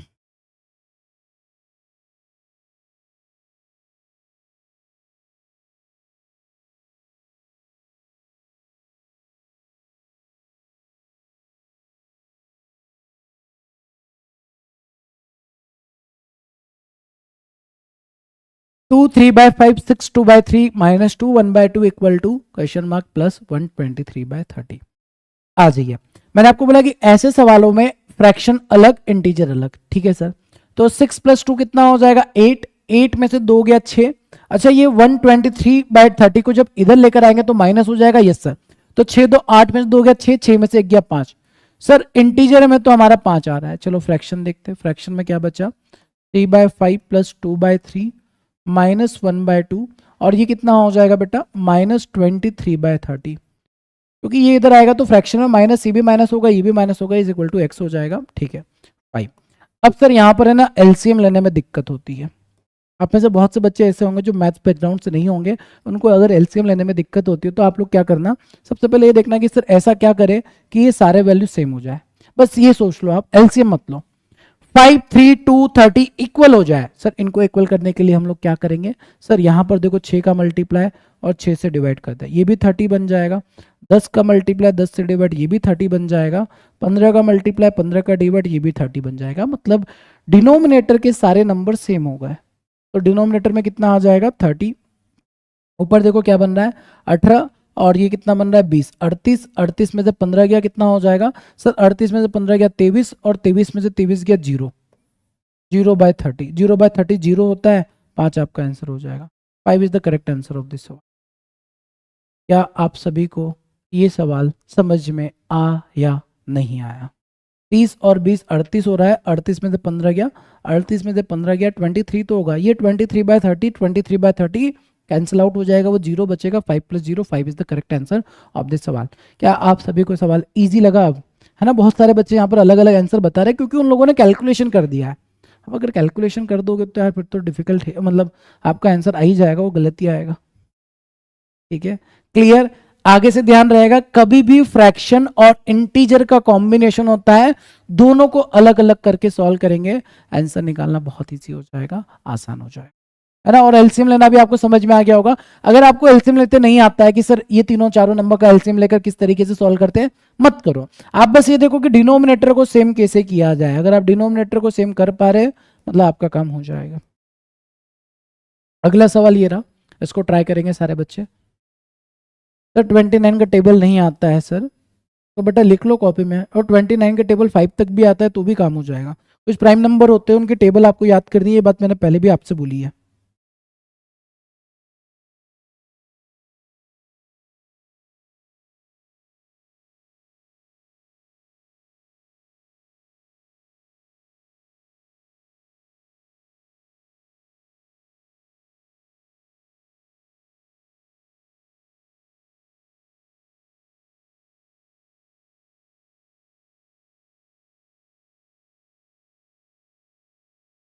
चलिए आइए बनाते सवाल को। डायरेक्ट करें? यस सर डायरेक्ट तो करेंगे हम लोग। 3 2 5, 5 + 5 10, 10 में से 6 गया 4, और 4 में 4 ऐड करेंगे क्योंकि इधर आके साइन चेंज हो जाएगा, तो ये 8 हो जाएगा। इंटीजर में 8 मिल चुका है सर, ठीक है। अब फ्रैक्शन को देखते क्या क्या बच रहा है। 3/5 + 4/9 + 2/7 -2/7 + 5/9, ये बच रहा है। अब देखो इसमें भी कैसे करेंगे। अब ऐसा नहीं कि सर सभी को सेम करने की कोशिश करो, अभी मत करना, जरा रुको। सर ये 2/7 से -2/7 कैंसिल हो गया है, बहुत शानदार। ये 8 को ऐसे ही रखा। सर 3/5 को भी ऐसे ही रखते हैं। सर ये 9 है अपॉन में, यहाँ पर भी 9 है, तो क्यों ना 5 + 4 9/9 1 कर दे। सर ये 1 कर दो, तो ये 8 + 1, ये समझ में आया। 4/9 + 5/9, 5 + 4 9/9 मतलब 1 हो जाएगा। तो 8 में 1 को ऐड करोगे 9 हो जाएगा, प्लस 3/5, 3/5 जो होता है 0.6 होता है, दैट मीन्स आपका answer 9.6, 9.6 option C is the correct answer of सवाल। सी इस सवाल का एकदम परफेक्ट और करेक्ट आंसर हो जाएगा। चलिए आगे बढ़ जाते हैं, नेक्स्ट क्वेश्चन पर आते हैं। अगला सवाल ये रहा, फ्रैक्शन में आपको मल्टीप्लिकेशन और डिवीजन दे रखा है, उड़ा दो सवाल को। 1 2 2 4 डिवाइड बाय 2 हो जाएगा। इंटू को इंटू ही रहने देते, कोई दिक्कत नहीं है, ठीक है सर। और डिवाइड को मल्टीप्लाई करेंगे तो 18/340 हो जाएगा, कोई दिक्कत तो नहीं, बिल्कुल भी नहीं है सर। कैंसिल कर दो जो हो रहा है। सर 23 से कैंसिल गया, 0 से 0 गया, ये तो कर दिया। अब 17 का टेबल आता है क्या? सर 17 का टेबल तो नहीं आता है। 17 का टेबल आना चाहिए बेटा, है ना। 17 दूना 34, क्योंकि 17 के टेबल से ही कैंसिल होगा वो। 17 पंजे 85, 17 6 102, और 17 सत्ते कितना होता है 102 + 119 होता है। 17 सत्ते 119 बचेगा, 17 दूना 34, 4 से कैंसिल किया तो कितना हो जाएगा 72 का आधा 36 का आधा 18, 18 में 18 का मल्टीप्लाई करेंगे 324, 18 का स्क्वायर याद होना चाहिए। Option B is the right answer of this सवाल, बी इस सवाल का सही आंसर हो जाएगा। टाइप 4 पर जा रहे हैं, बट उसके पहले हम लोगों ने जो कंप्लीट कर लिया उस पर टिक कर देते हैं। बेटा ये बताओ इसमें कोई दिक्कत तो नहीं होगी ना कभी? अब यूनिट डिजिट एकदम क्लियर हो गया आप लोगों को। इसके बाद हमने वी वर्ड मास कंप्लीट कर दिया, फ्रैक्शन कैलकुलेशन कंप्लीट कर दिया है। अब जाएंगे हम लोग डेसिमल और परसेंटेज और सर्ट्स रूल की ओर।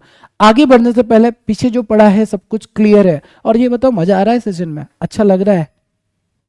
कितने बच्चे जिनको बहुत अच्छा लग रहा है? कितने बच्चे जिनको इसे केवल अच्छा लग रहा है? और कितने बच्चे जो अपनी गलतियों से सीख रहे हैं? मतलब गलती करते हैं ना, करो कोई दिक्कत नहीं है, बट सर वो गलती से सीख जाएंगे ताकि इन फ्यूचर कभी भी हम गलती नहीं करेंगे, राइट?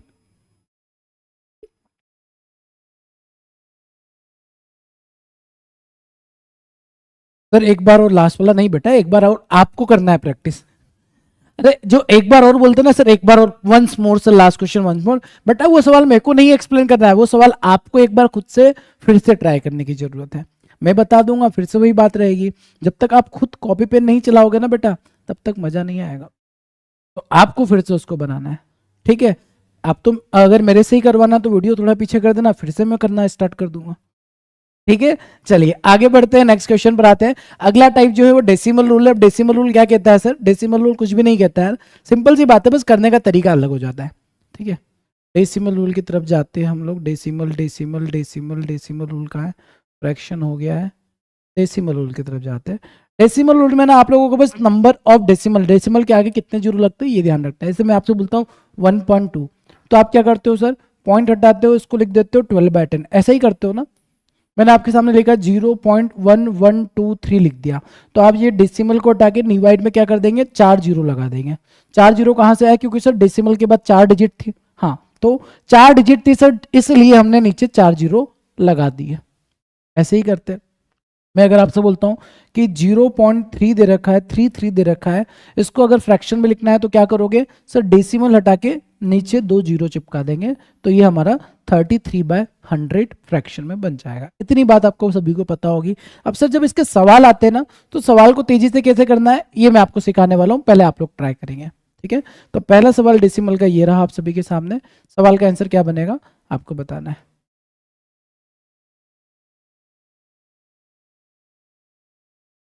निकालो आंसर। सुंदर सुशील सवाल दिख रहा होगा आप सभी को। सुंदर का तो नहीं पता, सुशील जरूर दिख रहा है ऐसा सवाल, बस सुशील ही दिखना चाहिए।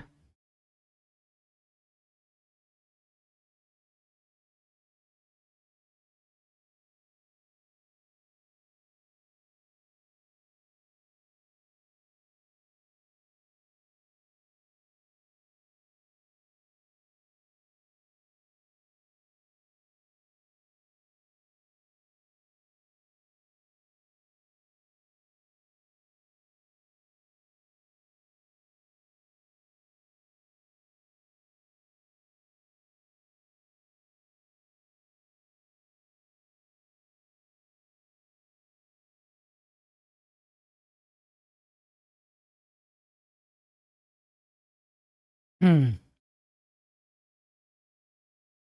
बनाए बेटा सवाल को? जी हाँ सर बनाते हैं, आ जाओ देखते हैं। सबसे पहले क्यूब रूट निकालना आता है आप लोगों को? जी सर आता है। कैसे निकालते हैं वो मैं फिर भी बता देता हूं आप लोगों को। देखो कभी भी आप किसी भी नंबर का क्यूब रूट निकालना चाहते हो और तेजी से निकालना चाहते हो तो करना क्या है? पहले तो ये पूरे नंबर को भूल जाओ, आप केवल इस पर फोकस करो, 658,503, और इस पर फोकस करो 5329, इस पर फोकस करो, ठीक है? इसका पहले क्यूब निकाल लेते हैं हम लोग, उसके बाद बाकी की चीजें समझेंगे। 658,503 का क्यूब रूट आप अगर निकालना चाहते हो तो लास्ट के 3 नंबर का पेयर बना दो, बचे हुए 3 नंबर का पेयर कर दो। अब ऐसा कौन सा नंबर है जिसका क्यूब करने पर लास्ट में 3 मिलेगा? आप बोलेंगे सर 3 नहीं, 3 का क्यूब करने पर तो यूनिट प्लस 7 होता है, 7। सर 7 का क्यूब करने पर यूनिट डिजिट 3 मिलता है, 7 का क्यूब 343 होता है, यूनिट डिजिट 3 मिलता है, मतलब सर यूनिट डिजिट 7 होगा। Yes yes. अब 658 किन दो नंबर के क्यूब के बीच में होता है? सर 8 और 9 के बीच में होता है। 8 का क्यूब 512, 9 का क्यूब 729, 8 और 9 के बीच में होता है, मतलब 87 हो जाएगा। ये जो नंबर है वो 87 का क्यूब है। इधर भी निकाल देते हैं सर, 3 नंबर का पेयर करेंगे। 9 किसके लास्ट में आता है? 9 के लास्ट में ही आता है, 9 का क्यूब करोगे 729 यूनिट प्लस 9 आएगा। अब 5 किन दो नंबर के क्यूब के बीच में आता है सर? 1 और 2 के बीच में आता है। 1 का क्यूब 1, 2 का क्यूब 8, मतलब छोटा नंबर 1 होगा, ये 19 का क्यूब हो जाएगा। मतलब 658503 is the cube of 87 and 5329 is the cube of 19। वैसे आपको याद होना चाहिए क्योंकि आपने बोला है कि सर हम 20 तक तो क्यूब याद कर लेंगे। अच्छा ये स्क्वायर है क्या? मैंने स्क्वायर का क्यूब निकाल दिया, हे राम। ठीक है, ये स्क्वायर है तो इसका स्क्वायर रूट निकालते हैं। ठीक है सर, यहाँ पर स्क्वायर रूट अगर निकालना है 5329 है तो फिर 2 नंबर का पेयर बनाएंगे, बचे हुए 2 नंबर का पेयर देखेंगे। तो 2 नंबर का पेयर बनाया तो 9 किसके लास्ट में आता है? 3 के लास्ट में आता है या फिर 7 के लास्ट में आता है? ठीक है सर, 3 का क्यूब 3 का स्क्वायर करने पर 9 आता है, 7 का स्क्वायर करने पर 9 आता है। 53 किन दो नंबर के स्क्वायर करने पर बीच में आएगा? 7 और 8 के बीच में आता है। छोटा नंबर 7 है, आपका आंसर 73 होगा या 77 होगा। ये कंफर्म है सर, 2 में से एक आंसर होगा, आइदर 73 आइदर 77। अब यहां पर हम देखते हैं 73 होगा 77 होगा, 7 में 8 का मल्टीप्लाई किया 56 से, नंबर छोटा है तो छोटा आएगा, मतलब ये 73 हो जाएगा। ये जो स्क्वायर रूट है किसका है? 73 का है। 5329 is the square root of 73 और ये जो था वो अपना 87 आ गया। अब देखो यहां पर जब आप क्यूब से बाहर निकालेंगे ना तो ये देखना है सर, ये तो 87 आ जाएगा। ठीक है, ये तो अपना कितना हो गया? 87 आ गया। और सर ये डिजिट के बाद कितने जीरो है? 3 जीरो है। इसको जब बाहर निकालेंगे तो ये 0.087 हो जाएगा। या आप इसको इस तरीके से भी समझ सकते हैं सर कि अगर आपके क्यूब रूट के अंदर नंबर के पहले डेसिमल है तो अगर डेसिमल के बाद 3 डिजिट आते हैं तो ये जब बाहर निकलेगा तो डेसिमल के बाद केवल 1 डिजिट आएगा। तो सर यहां पर अगर देखें तो डेसिमल के बाद कितने डिजिट हो रहे हैं? 1 2 3 4 5 6 7 8 9, मतलब जब बाहर आएगा तो डेसिमल के बाद 3 डिजिट होने चाहिए। तो 1 2 3 डेसिमल के बाद 3 डिजिट हो रहे हैं। बात ही समझ में। सिमिलर स्क्वायर रूट में अगर आप देखेंगे तो डेसिमल के बाद कितने डिजिट है? 1 2 3 4 5 6, तो जब बाहर निकालेंगे तो डेसिमल के बाद 3 डिजिट होने चाहिए। यहां पर आधा हो जाएगा, यहां पर 1/3 हो जाएगा। तो 5329 तो अपना होगा जी सर, होगा क्या होगा? 73 का। और आपको जो डिजिट नंबर ऑफ डिजिट लगाना है, मतलब डेसिमल लगाना है, कितने डिजिट के पहले होगा? 2 2 4 5 6, मतलब 3 डिजिट के पहले होगा। तो ये 0.073 हो जाएगा। क्या ये दोनों बात समझ में आई आप लोगों को? क्यूब रूट निकालते वक्त आप लोग अगर 3 नंबर के पहले डेसिमल लगाए तो बाहर निकाल के 1 नंबर के पहले डेसिमल लगेगा। स्क्वायर रूट में अगर 4 नंबर के पहले डेसिमल लगाए तो बाहर निकालने के बाद 2 नंबर के पहले डेसिमल लगेगा। ठीक है, तो यहां पर जितने भी नंबर है 1 2 3 4 5 6, इसको 2 से डिवाइड कर दो तो कितना आएगा? 3 डिजिट के पहले डेसिमल। 1 2 3 4 5 6 7 8 9, 9 को 3 से डिवाइड किया 3 डिजिट के पहले डेसिमल हो जाएगा। इज इक्वल टू ये कितना हो जाएगा? ये क्या है अपना 3/2, आर यू श्योर? 3/2 होगा। ठीक है सर, ये तो पता है ना।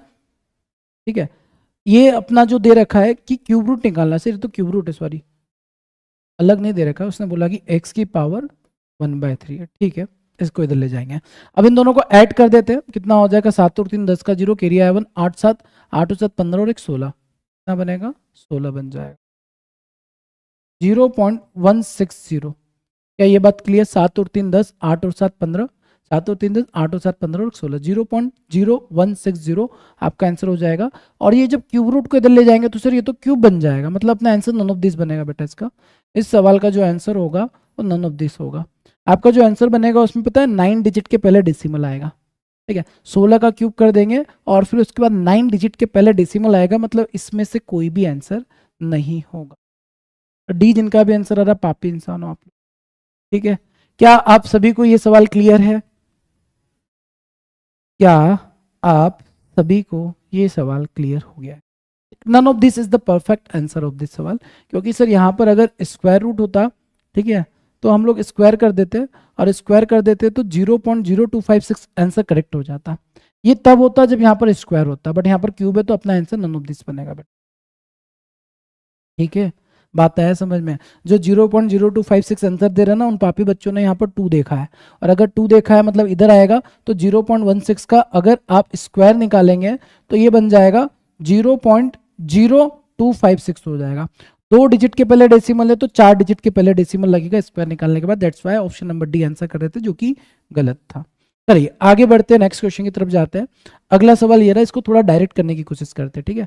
अब अगर आपका कॉन्सेप्ट क्लियर है तो आप डायरेक्ट बनाएंगे। सर 49 को बाहर निकालेंगे तो 7 होगा, पर 2 डिजिट के पहले डेसिमल है, मतलब बाहर निकलने के बाद 1 डिजिट के पहले डेसिमल आ जाएगा।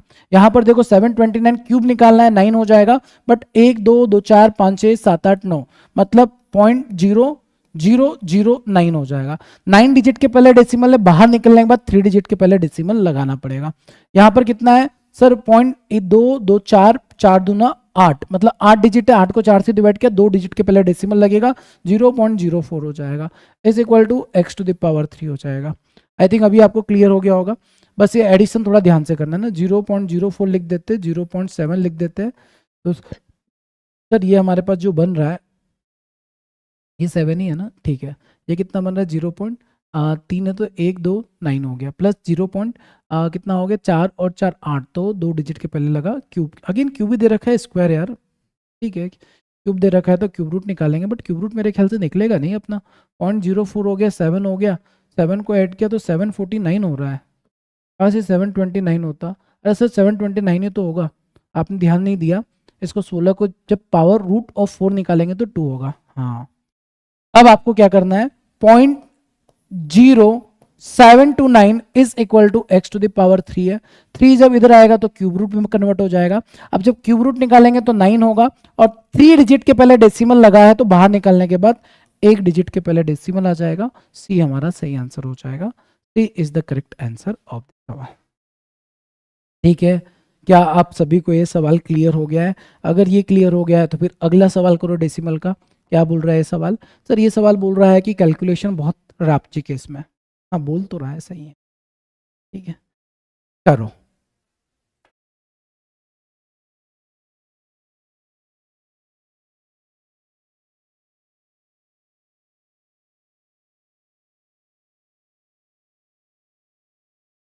चलिए पहला वाला मैं बताता हूँ, दूसरा वाला आप करना, तो मजा आएगा आपको भी बनाने में, ठीक है।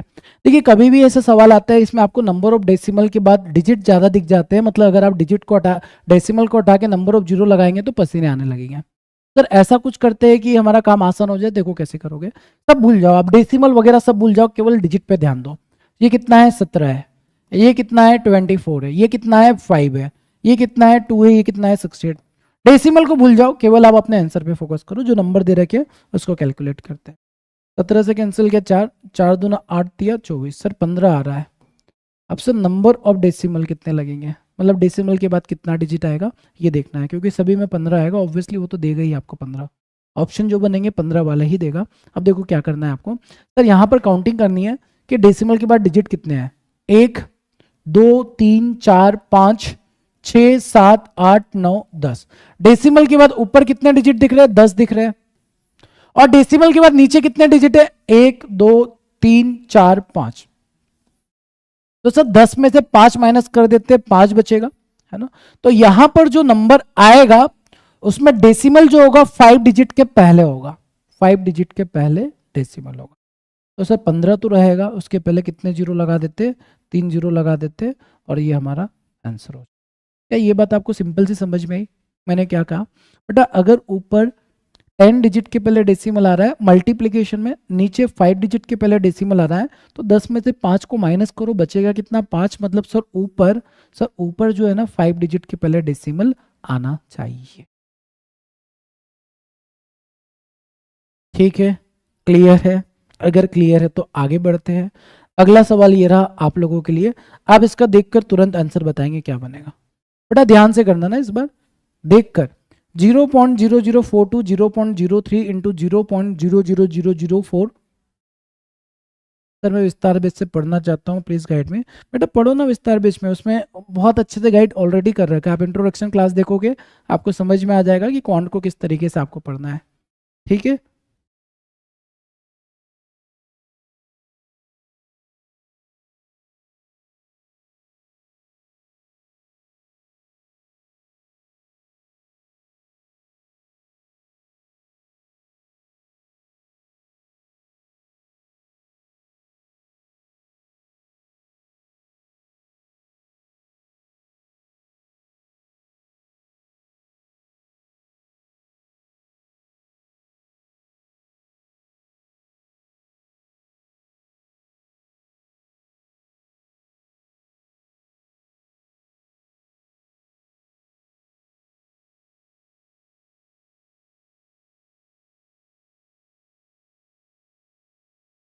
चलिए आइए बनाते हैं सवाल को, देखते हैं क्या दिख रहा है। सर पहले तो नंबर्स को देखो, 42 दिख रहा है, 3 दिख रहा है, 4 दिख रहा है, डिवाइड बाय 72 दिख रहा है, 35 दिख रहा है। इसको सॉल्व कर देते हैं। अब 42 हो गया, 3 हो गया, 4 हो गया, नीचे 72, 35 बचा। ठीक है, 7 से कैंसिल किया 6, 7 से कैंसिल किया 5 हो जाएगा, 18 से कैंसिल करेंगे 18 चौक 72 हो जाएगा, 4 से कैंसिल करेंगे 4 हो जाएगा, बचेगा कितना 1/5 बचेगा, 1/5 बचेगा। 1/5 को हम लोग ऐसे ही रखते हैं। ठीक है, 1/5 को एज इट इज रख लेते हैं। ठीक है, वैसे 1/5 का वैल्यू जो होता है ना, इसको ए रख रहा हूँ अभी मैं, ताकि कोई गलती ना हो। इसको मैंने ए ले लिया, बात को ध्यान समझना। अब सर डेसिमल काउंट कर लेते हैं, कितने हैं 1 2 3 4 5 6 7 8 9 10 11। ऊपर कितने हैं 11, और नीचे कितना है 1 2 3 4, 1 2 3 4 5 6 7 8 9 10 11, 1 2 3 4, 11 में से 4 गया, 7 डिजिट के पहले डेसिमल आना चाहिए। डेसिमल 7 डिजिट के पहले आना चाहिए। तो सर ए के पहले 1 2 3 4 5 और 6 डिजिट के पहले डेसिमल आना चाहिए। बट सर जो ए है ना वो 1/5 है, 1/5 का मतलब 0.2 होगा, तो एक जीरो और बढ़ जाएगा और यहां पर आप 2 लगा दोगे, तो ये आपका आंसर होगा। क्या आप सभी को बात समझ में आई? मतलब डेसिमल के बाद टोटल 8 डिजिट होने चाहिए, 1 2 3 4 5 6 7 8, ऑप्शन नंबर। क्योंकि ये 1/5 अपने साथ एक डेसिमल ज्यादा लेकर आएगा, है ना। तो सर 60 डेसिमल तो हमको चाहिए थे, एक डेसिमल ये रहा, 8 डिजिट्स के पहले क्या लग जाएगा, डेसिमल लग जाएगा, आपका आंसर आ जाएगा। ठीक है, चलिए आगे मूव करते हैं, नेक्स्ट क्वेश्चन पर आते हैं। अगला सवाल ये रहा, इसका आंसर फटाफट तुरंत बता देंगे क्या बनेगा। 0.18 इंटू 2.1 इंटू 0.0015 डिवाइड बाय, सुंदर सुंदर से नंबर दे रखे हैं, आपको आंसर बताना है।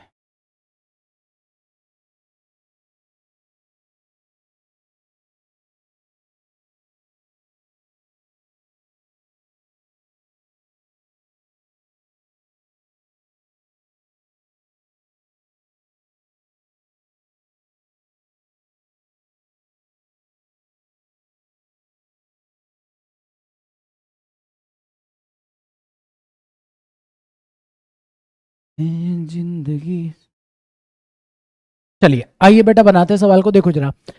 कितने डिजिट है सर, पहले तो छोटे छोटे नंबर को पकड़ लेते हैं। 18 21 15 डिवाइड बाय 5 इंटू 54, 18 तिया 54, 5 तिया 15 से 15 गया 21 बचा। अब सर डेसिमल का खेल देख लेते हैं, क्या बोलना चाह रहा है, ध्यान से देखना। यहां पर कितने डिजिट आ रहे हैं 1 2 3 4 5 6 7, कितने डिजिट आ रहे हैं 7 डिजिट आ रहे हैं डेसिमल के बाद। यहां पर 1 2 3 4 5 6 7 8 9 आ रहे हैं डेसिमल के बाद। तो सर 7 में से 9 माइनस किया तो -2 हो जाएगा। -2 का मतलब क्या होगा बेटा, ध्यान से समझेंगे। इसके पहले अब तक हमारे पास प्लस में आ रहा था, तो डेसिमल के पहले या डेसिमल के बाद कितने डिजिट आएंगे ये पता चल रहा था। अगर ये माइनस में आ गया, मतलब आपको ये पता चल जाएगा आपका जो नंबर है उसके बाद कितने जीरो आएंगे। तो 21 के बाद कितने जीरो आएंगे, 2 जीरो आएंगे, और आपका जो आंसर होगा 2100 हो जाएगा। Option D is the right answer of this सवाल। बात ही समझ में, जैसे इसके पहले वाले सवाल में बेटा न्यूमरेटर के नंबर ऑफ डेसिमल के बाद जो डिजिट थे वो डिनोमिनेटर से ज्यादा थे, तो 11 में से 4 गया 7 आया, हमारा जो आंसर है उसमें 7 डिजिट के पहले डेसिमल लगा देंगे। बट सर इस बार क्या हो रहा है, न्यूमरेटर में जो डेसिमल है वो डिनोमिनेटर से कम है, मतलब 7/9 से 7 से 7 कैंसिल होगा, अपॉन में 0.01 बचेगा। तो ये जब डेसिमल हटाओगे तो ऊपर 2 जीरो चिपकाने पड़ेंगे ना बेटा आपको। बात आ रही है समझ में, ऐसे ही तो करेंगे। जैसे सपोज यहां पर मैंने बोला कि ऊपर आपके पास 0.01 दे रखा है, ठीक है, और नीचे आपके पास 0.0024 दे रखा है, तो यहाँ 2 डिजिट है, यहाँ 4 डिजिट है, ठीक है, तो यहाँ आप 2 जीरो और लगा देते हो, डेसिमल से डेसिमल हटाते हो, मतलब ऊपर वाला नंबर 100 हो जाता है। बस वही वाली कहानी यहाँ पर भी है कि 7/9 -2 होगा, -2 का मतलब सर इस बार जीरो का मल्टीप्लाई होगा, तो जितना नंबर आएगा माइनस पे उतने नंबर ऑफ जीरो आपको आंसर के आगे चिपका देना है। 21 था, आगे 2 जीरो लगाया, 21, तो आपका आंसर हो गया है। चलिए नेक्स्ट और लास्ट क्वेश्चन ये रहा, इसका आंसर क्या बनेगा बताना है आपको। 0.7 इंटू 0.035 इंटू 0.03 डिवाइड बाय, सुंदर नंबर।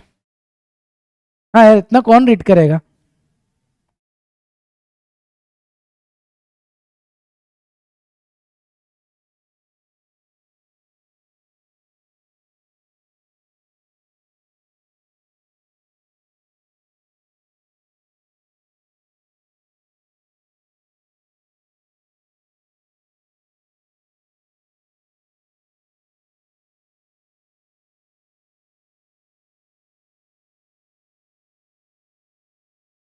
चलिए आइए बेटा बनाते हैं सवाल को, देखते हैं क्या बनेगा। देखो सबसे पहले 7 को पकड़ा अपन ने, फिर 35 को लिया, उसके बाद 3 को लिया, डिवाइड बाय 2 किया, 49 किया, कर दिया 7 से कैंसिल किया, 7 हो गया, 7 पंजे 35 हो गया, 5 दिया, 15/2 हो गया। क्या बात करो, 15/2 हो रहा है, क्यों हो रहा है सर? हो रहा है, अब क्या कर सकते हैं, ठीक है कोई बात नहीं। यहाँ पर देखो क्या है, 1 2 3 4 5 6, यहाँ पर देखो कितना है, 1 2 3 4 5 6 7 8 9, 6 में से 9 गया, -3, मतलब क्या करेंगे सर, इंटू 1 2 3 का मल्टीप्लाई, 2 से कैंसिल गया, 15 पंजा 75, 7500 आंसर हो। Option B is the correct answer of this सवाल। बी इस सवाल का सही आंसर बन जाएगा।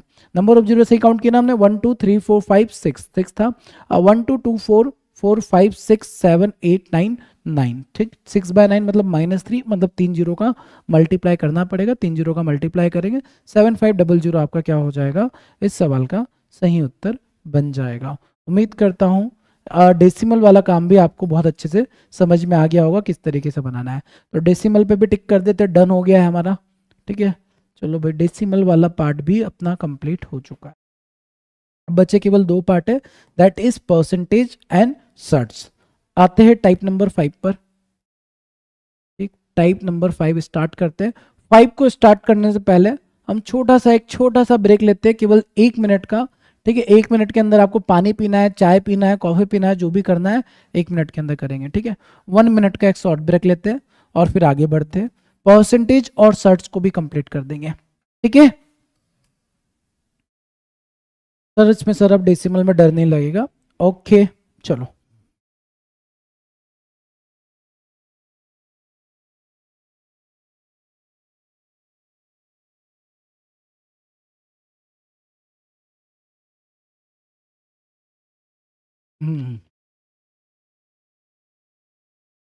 रमसा का कहना है सर बता दो ना मेंस का क्लास।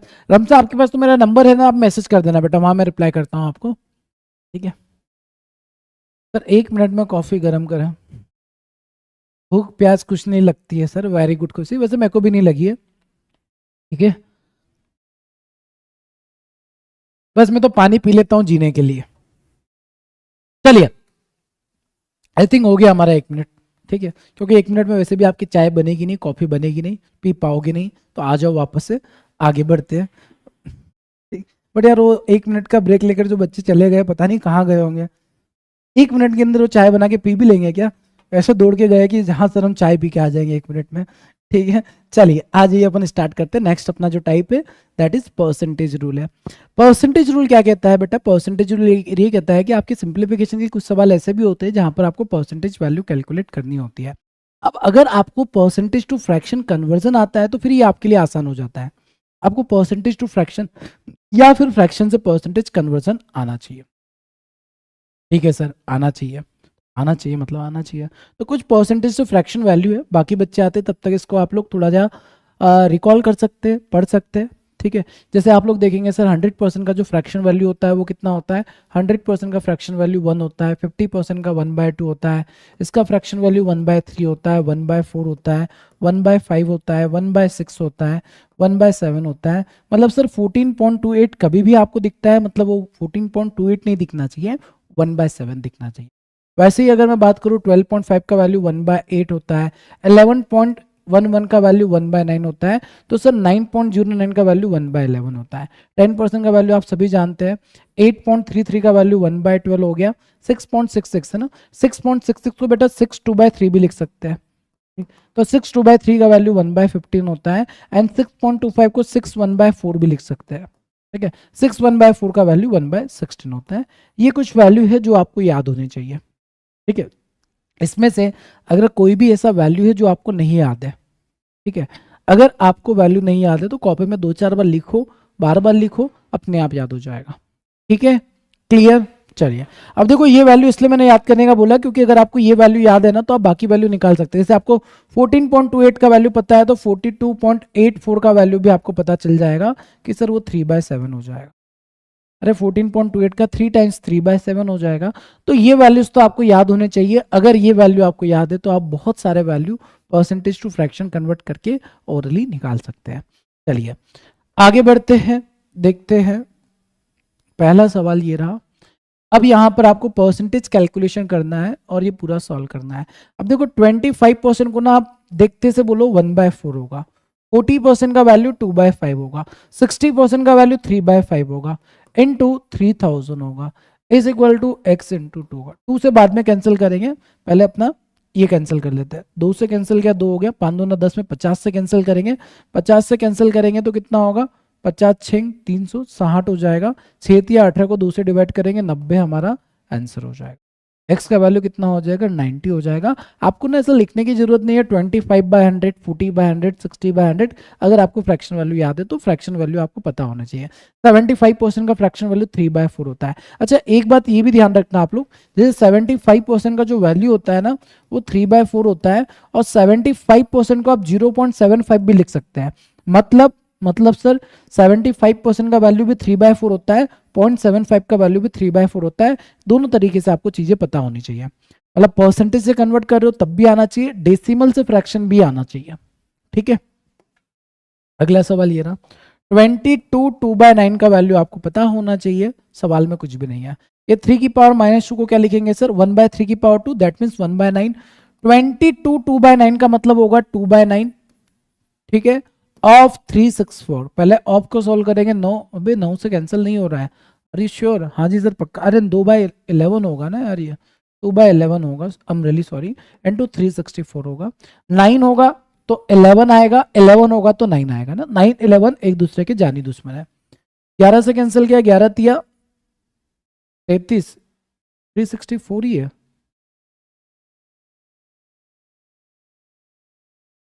क्या बात कर रहे हो।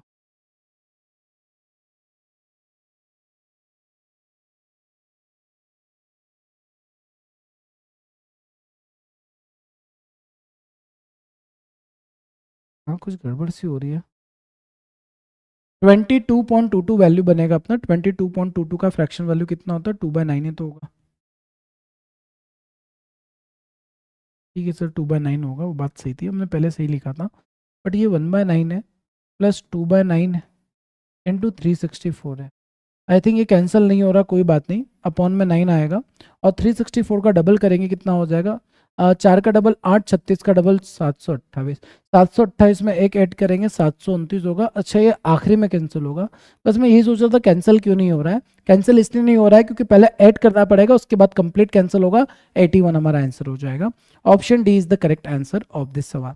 अच्छा, एक और तरीका भी मैं बता देता हूँ आप लोगों को फ्रैक्शन वैल्यू निकालने का। जैसे आपको दे रखा है 22.22%, या फिर आपको दे रखा है 44.44%, या फिर आपको दे रखा है 18.18%, या फिर आपको दे रखा है 27.27%। ठीक है, इसके अगर फ्रैक्शन वैल्यू निकालने, जैसे अगर आप ये देखोगे तो ये 22.22 है, ठीक है, इनके फ्रैक्शन वैल्यू निकालने हैं तो आप क्या करना, 22 रिपीट हो रहा है, 22 लिख देना, डिवाइड में 99 कर देना, आपका फ्रैक्शन वैल्यू आ जाएगा। 44 रिपीट हो रहा है, डिवाइड बाय 99 कर देना। यहाँ पर नंबर रिपीट हो रहा है 18, डिवाइड बाय 99 कर देना। यहाँ पर नंबर हो रहा है 27, डिवाइड बाय 99 कर देना, आपका फ्रैक्शन वैल्यू डायरेक्ट आ जाएगा। 11 दूना 22, 11 9 99, 2/9 हो जाएगा। 11 से कैंसिल करेंगे 4/9 हो जाएगा, 9 से कैंसिल करेंगे 2/11 हो जाएगा, 9 से कैंसिल करेंगे 3/11 हो जाएगा। सो 18.18% का वैल्यू 2/11 होगा, 27.27 का वैल्यू 3/11 होगा।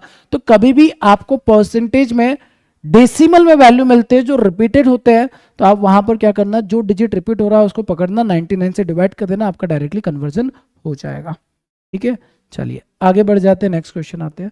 अगला सवाल तो इजी है सर, 170 का 50%। अब 170 का 50% निकालने का दो तरीका है, या तो परसेंटेज से डबल जीरो हटा के 17 पंजे 85 कर दो, या 170 का आधा कर दो, बात एक ही है जी सर।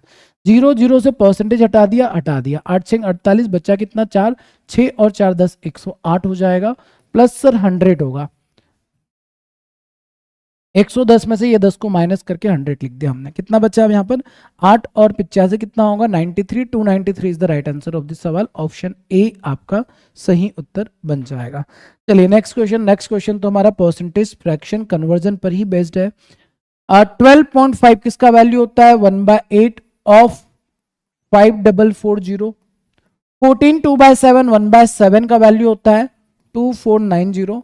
6 1/4 है ना, 6.25 1/16 का वैल्यू होता है। तो 1/16 ऑफ 2240 इसको सॉल्व करेंगे।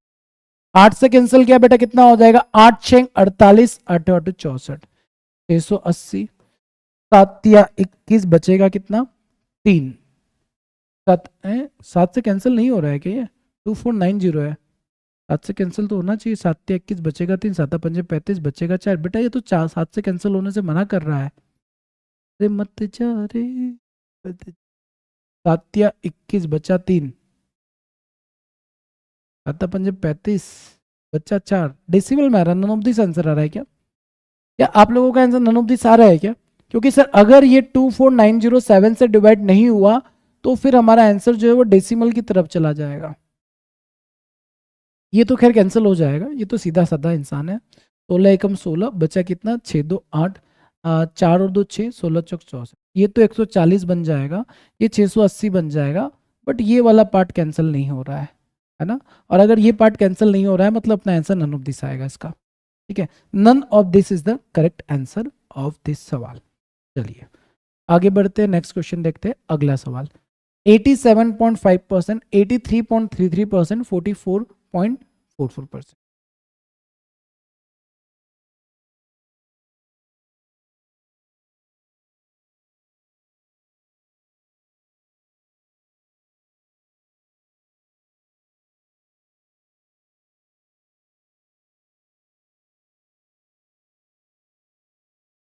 क्या हो जाएगा आंसर यहाँ पर, देखो 12.5 का वैल्यू आप सभी जानते हैं, 12.5 जो होता है 1/8 होता है, जी सर, इसमें अगर 7 का मल्टीप्लाई कर दोगे तो 87.5% का वैल्यू 7/8 हो जाएगा, जी सर, 7/8 ऑफ 3240, 83.33 को लिख सकते हैं 50 प्लस 33.33%, जी सर, 50% का वैल्यू 1/2 होता है, 33.33 का 1/3 होता है, ऑफ 4320 हो जाएगा, माइनस 44.44 को लिख सकते हैं 44/99, 11 से कैंसिल करेंगे 4/9 इंटू 2250 हो जाएगा, इसको लगा डाला तो लाइव जिंगा लाला, ठीक है, 8 से कैंसिल किया, 8 चौक 32, 8 पंजे 40, 7 पंजे 35, 7 चौक 28, ये कितना हो जाएगा 5/6, 6 से कैंसिल करेंगे, 6 दूना 12 और इसमें 5 का मल्टीप्लाई करना है, ठीक है, तो ये हो जाएगा 5 दूना 10 का 0, 3600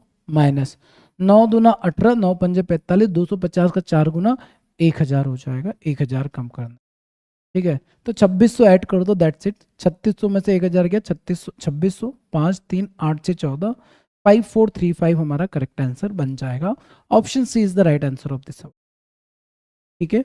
चलिए आगे मूव करते हैं, नेक्स्ट क्वेश्चन पर जाते हैं, अगला सवाल ये रहा, अगला हमारा सर्च वाला टाइप है, लास्ट टाइप है जिसको कवर करते हैं हम लोग, कंप्लीट करते हैं, बेटा सर्च एंड इंडाइसिस में पावर का खेल होता है, मतलब आपके पास जो नंबर होगा ना वो पावर के फॉर्म में होगा, अब पावर में नंबर जब होती है ना तो आप लोगों को कुछ सिंपल सी प्रॉपर्टी याद रखनी है कि सर अगर बेस सेम होता है ना, बेस अगर सेम होता है और इन दोनों के बीच में मल्टीप्लाई होता है तो पावर ऐड होता है, बेसिक प्रॉपर्टी होती है सर्च एंड इंडाइसिस की, कि अगर आपके पास 2 नंबर है, 3 नंबर है, 4 नंबर है, मल्टीप्लाई में बेस सेम है, पावर अलग अलग है तो पावर क्या हो जाएगा, ऐड हो जाएगा, जी सर, अगर आपके पास डिवीजन में बेस सेम है और पावर मतलब दोनों नंबर के बीच में डिवीजन का साइन होगा तो बेस को सेम ले लेना, पावर को माइनस कर देना, एक और चीज सर किसी भी वेरिएबल की पावर अगर 0 होता है तो वो बनता है 1, ठीक है, अब अगर मैं a की पावर x दे रखा है, इसको अपॉन में लेकर जाना चाहता हूं तो लेकर जा सकता हूं बट पावर नेगेटिव हो जाएगा, इसका मतलब ये है कि सर अगर आपके पास कोई नंबर है उसकी कोई पावर है ना, उस पावर को अगर आपको पावर का साइन चेंज करना है तो उसकी पोजीशन चेंज कर दो, मतलब जैसे a to the power x था, इसको न्यूमरेटर में था, इसको मैं डिनोमिनेटर में लेकर जाऊंगा, पावर क्या हो जाएगा, नेगेटिव हो जाएगा, तो कुछ बेसिक प्रॉपर्टीज है जो आप लोगों को सर्च में पता होनी चाहिए, और भी आगे सवालों के साथ हम लोग प्रॉपर्टीज देखते जाएंगे, सवालों को कंप्लीट करते जाएंगे, ठीक है, तो पहले हम लोग टिक कर दे, आज मैंने जो सोचा वो सारा काम कंप्लीट हो गया, मतलब इतने सारा मेरे को लगा नहीं था कि हम सारे टाइप कवर कर पाएंगे, बीच बीच में थोड़ी सी स्पीड बढ़ानी पड़ी बट हो गया कंप्लीट, ठीक है, अब फाइनल बचा है सर्च रूल,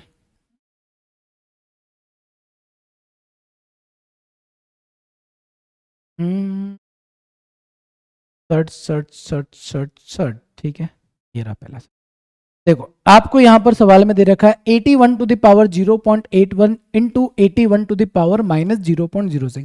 बेस सेम है, बेस सेम है, बीच में मल्टीप्लाई है, मतलब पावर ऐड हो जाएगा 0.81 प्लस 0.06, इसका साइन नेगेटिव है। तो सर ये 81 जो है उसकी पावर कितना होगा, 81 में से 0.06 माइनस किया तो 0.75 हो जाएगा। अच्छा 0.75 क्या होता है सर, 0.75 थोड़ी देर पहले आपने बताया 3/4 होता है, और 81 क्या होता है 3 की पावर 4 होता है। इसमें 3/4 का मल्टीप्लाई करोगे, 4 4 कैंसिल, 3 की पावर 3 कितना होता है 27 होता है। 27 हमारा आंसर बनेगा। तो इस सवाल का सही आंसर कितना बताएगा बेटा 27। 27 is the right answer of this सवाल। बस ये ध्यान रखना है हम लोगों को कि सर अगर पावर के फॉर्म में कोई इक्वेशन दे रखी है उसमें बेस अगर सेम होता है, अगर बेस सेम नहीं होता तो बेस को सेम बना लेना, ठीक है। अगर आपका बेस सेम नहीं होता है तो बेस को सेम बनाएंगे और उसकी पावर जो होगी उसको ऐड कर देंगे, अगर मल्टीप्लाई डिवीजन होगा तो माइनस करेंगे। अगला सवाल ये रहा, इसको सिंप्लीफाई करना सीखते हैं केवल हम लोग, है ना। इसको सिंप्लीफाई करना इसलिए सीख रहे हैं क्योंकि इसको सिंप्लीफाई करोगे तो आपकी प्रॉपर्टीज जो है वो सारी की सारी खुद ब खुद आपके अंदर छुपी हुई निकल जाएगी बाहर, ठीक है। चलो सर एक बात बोलूं, हाँ बेटा बोलिए। सर यहां पर अगर इसको हम लोग सॉल्व करने जा रहे हैं, हाँ, तो ये 2 की पावर x ही रहने देते हैं, ठीक है, इज इक्वल टू 8 को ऊपर लेकर चले जाते हैं तो 8 to the power 3 minus x हो जाएगा। क्या ये बात सही है? हाँ सर सही लग रही है। मैंने क्या बोला यहाँ पर कि देखो 8 की पावर x माइनस 3 ये ऊपर जाके क्या हो जाएगा, x नेगेटिव हो जाएगा और नेगेटिव क्या हो जाएगा, पॉजिटिव हो जाएगा। इस तरीके से हम लोग इसको लिख सकते हैं, ठीक है सर। सर यहाँ पर क्या मैं ऐसा लिख सकता हूँ 2 की पावर x, ठीक है, is equal to 8 to the power 3, ठीक है, divide by 8 to the power x। तो लिख तो सकते बट ऐसा क्यों लिख रहे हो आप? ऐसा इसलिए लिख रहे हो बेटा क्योंकि देखो जब मैंने बोला कि दो बेस सेम होंगे और उनके बीच में डिवीजन होगा तो पावर आप क्या लिखोगे, माइनस करोगे, ठीक है। तो सर अगर ऑलरेडी माइनस है तो बीच में डिवीजन लगा के सेपरेट कर दो उनको। सर कर दिया हमने सेपरेट, ठीक है, अच्छी बात है। और क्या कर सकते हैं इसमें सर, 2 की power x is equal to 8 to the power 3 512 होता है, और ये डिवाइड में कितना होगा, 2 की पावर कितना हो जाएगा 3x हो जाएगा।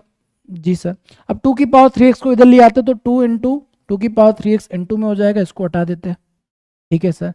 3x और x ऐड हो जाएगा तो 2 की पावर 4x हो जाएगा, इस इक्वल टू 512 हो जाएगा, ठीक है सर। अब देखो मैंने आपको बोला कि बेस अगर सेम नहीं हो तो बेस को सेम बनाना पड़ेगा। ये 2 है और ये 512 है।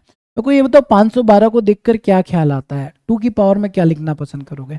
याद है सेशन स्टार्ट होते वक्त मैंने आपको बोला था कि बेटा पावर में वैल्यू आपको याद करनी है। अगर मैं आपसे पूछता हूँ 128 क्या होता है, आप बोलेंगे 2 की पावर 7, 256 2 की पावर 8, 512 2 की power 9।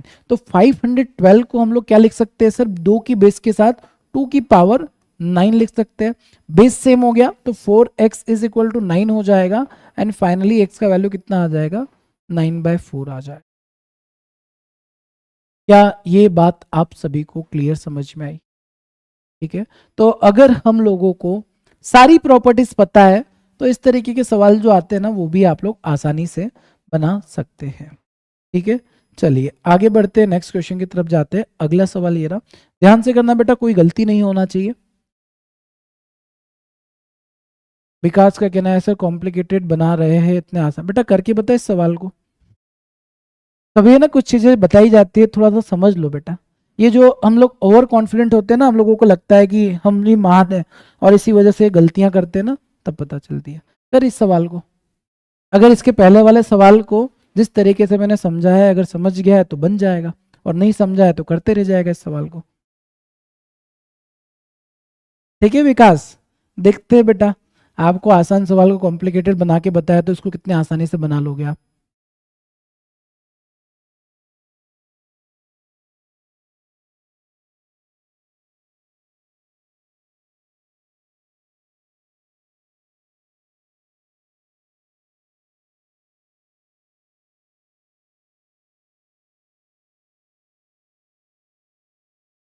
Five to the power x plus 3 minus 6 into 5 to the power x plus 1 divide by 9 into 5 to the power x minus 5 to the power x into 2 to the power 2।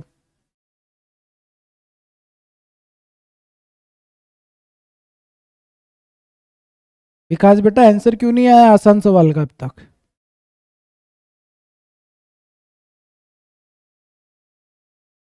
हाँ, मतलब ये सोच रहे कि sir ये सवाल को 2 line में कर सकते थे, पता है। अच्छा ये सवाल छूट गया, ये वाले सवाल को कर सकते थे, इतना करने की जरूरत नहीं थी। मैं भी जानता हूँ, बट मैंने सवाल स्टार्ट करने से पहले आपको बोला था ना, इस सवाल को इसलिए रखा है ताकि हमारी जो प्रॉपर्टीज है वो रिवाइज हो जाए। कलाकार बनते बीच में। आ जाओ, बनाते इस सवाल को। आ जाओ। देखो बेटा यहाँ पर क्या करना है हम लोगों को। इस सवाल में अगर ध्यान से देखा जाए तो सर तकलीफ कौन दे रहा है? 5 to the power x, 5 to the power x, 5 to the power x, 5 to the power x। क्यों ना sir 5 to the power x को कॉमन निकाल के बाहर रख दिया जाए, सवाल खत्म हो जाएगा। देखो क्या में 5 to the power x+3 लिखा हुआ है, तो क्या अब इसको 5 to the power x into 5 to the power 3 लिख सकता हूं? हाँ सर। अब ये दिमाग में करेंगे हम लोग, है ना, ऐसे लिख कर नहीं करेंगे। सर कैसे? देखो 5 to the power x अगर मैंने ऊपर से बाहर निकाला तो अंदर क्या बचेगा? 5 to the power 3 minus 6 into 5 to the power x निकाला तो 5 to the power 1 बचेगा, डिवाइड बाय 9। 9 को रख देते, 5 to the power x को बाहर निकालते सर।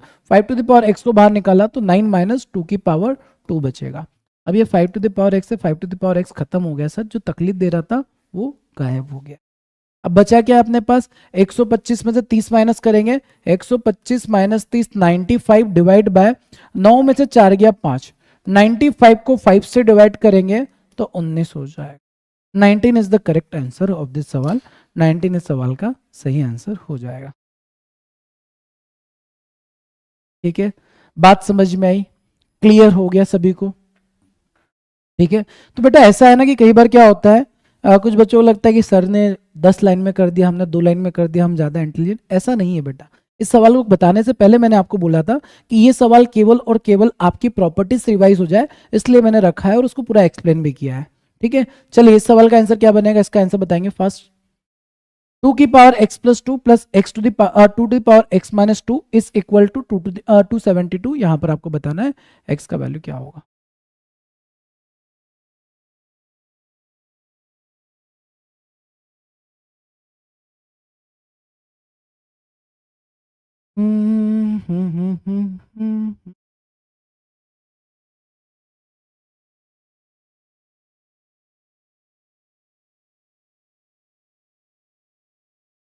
चलो आ जाओ बनाते हैं। लेट्स सी, देखो अगेन 2 की पावर x कॉमन ले लेंगे सर। 2 की पावर x कॉमन ले लिया, 2 की पावर 2 4 होगा, 2 की पावर-2 1/4 होगा। सवाल खत्म हो गया? जी सर अब हो गया है। 2 की पावर x रहने दो, ये हो जाएगा कितना? 17/4 और ये हो जाएगा 272। 17 का टेबल आता है, 17 एकम 17, 17 Singh 102, 2x is equal to 64 हो जाएगा। एंड 64 को 2 की पावर 6 लिख सकते हैं, बेस सेम होगा, पावर भी सेम होगी, x का वैल्यू 6 आ जाएगा। वैल्यू ऑफ x कितना बन जाएगा? 6 is the correct answer of this सवाल। 6 इस सवाल का सही आंसर बन जाएगा। नेक्स्ट क्वेश्चन, ये रहा, दिखने में खतरनाक है, थोड़ा सा इजी है, बन जाएगा आप लोगों से, है ना। सवाल केवल दिखने में ही थोड़ा सा खतरनाक है, बट बन जाना चाहिए सवाल।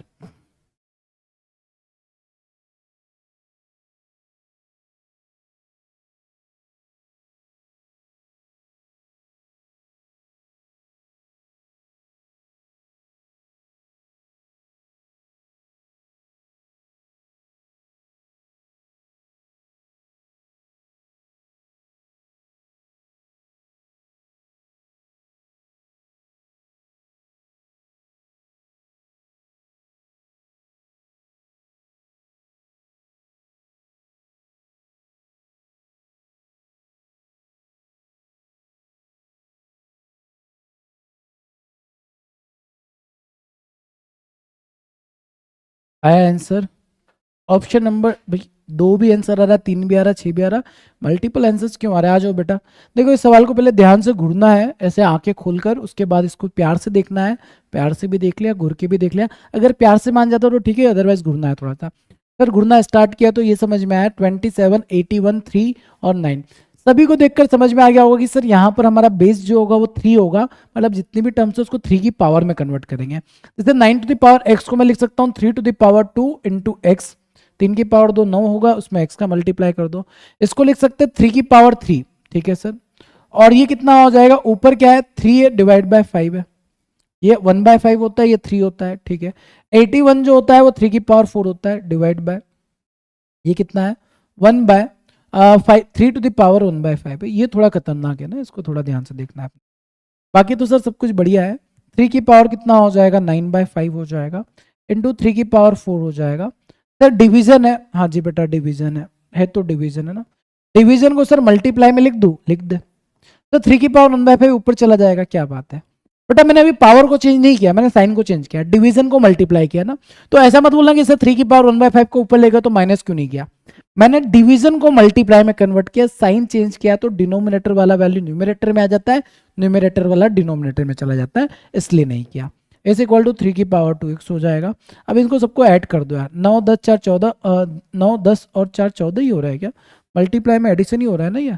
3 की पावर 3 किया और ये 3/5 हो गया, 3 9/5 हो गया, और 9/5 और 1/5 कितना हो जाएगा, 10/5 मतलब 2 हो जाएगा।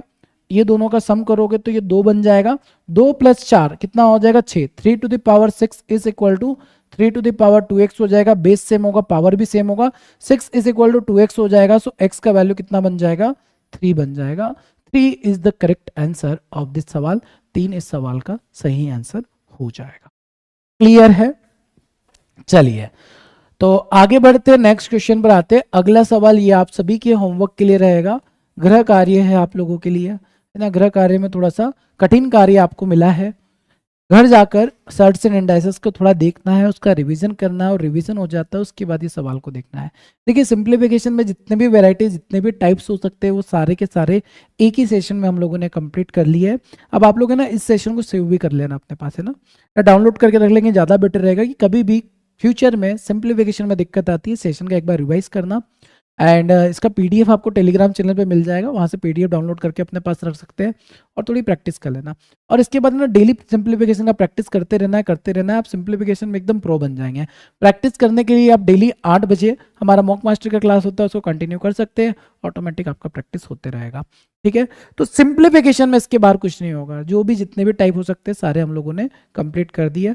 तो बेटा इस सेशन कैसा लगा, सारे बच्चे आफ्टर दिस सेशन इस वीडियो के नीचे कमेंट करके बताएंगे मजा आया, अच्छा लगा। तो अगर अच्छा लगता है ये सेशन, ठीक है, तो इसी तरीके से नेक्स्ट सेशन हम लोग प्लान करेंगे, अगला टॉपिक लेंगे। जैसे आज हमने सिंप्लीफिकेशन लिया है, मैंने लास्ट टाइम भी बोला था, एक अगर सिंप्लीफिकेशन हो गया, इजी टॉपिक हो गया है, तो नेक्स्ट वाला जो वन शॉट रहेगा वो हमारा डिफिकल्ट टॉपिक की तरफ जाएगा, ठीक है। ऐसा ना हो कि केवल इजी इजी पढ़ते जाए हम लोग, है ना, वो चीजें भी पढ़नी है जो बाकी बच्चे छोड़ते हैं। तो आज हम लोगों ने सिंप्लीफिकेशन जिस तरीके से कंप्लीट किया है, उसी तरीके से नेक्स्ट टाइम हम लोग कंप्लीट करेंगे परम्यूटेशन कॉम्बिनेशन या फिर प्रोबेबिलिटी। ये वो चैप्टर है जो बच्चे छोड़कर जाते हैं एग्जाम देने से पहले। बहुत से बच्चे लास्ट टाइम पर परम्यूटेशन कॉम्बिनेशन प्रोबेबिलिटी को स्किप करते हैं, और एग्जामिनेशन में अगर वहां से सवाल आ जाता है तो डीआई भी आने लगे, जिससे 5 नंबर सीधे बनते हैं। बात आई समझ में। तो वो टॉपिक को भी कंप्लीट करेंगे, स्कोरिंग टॉपिक को भी कंप्लीट करेंगे, पूरा 100% अपना सिलेबस जो है वो कंप्लीट कर लेंगे हम लोग सैटरडे की क्लास में 6 बजे।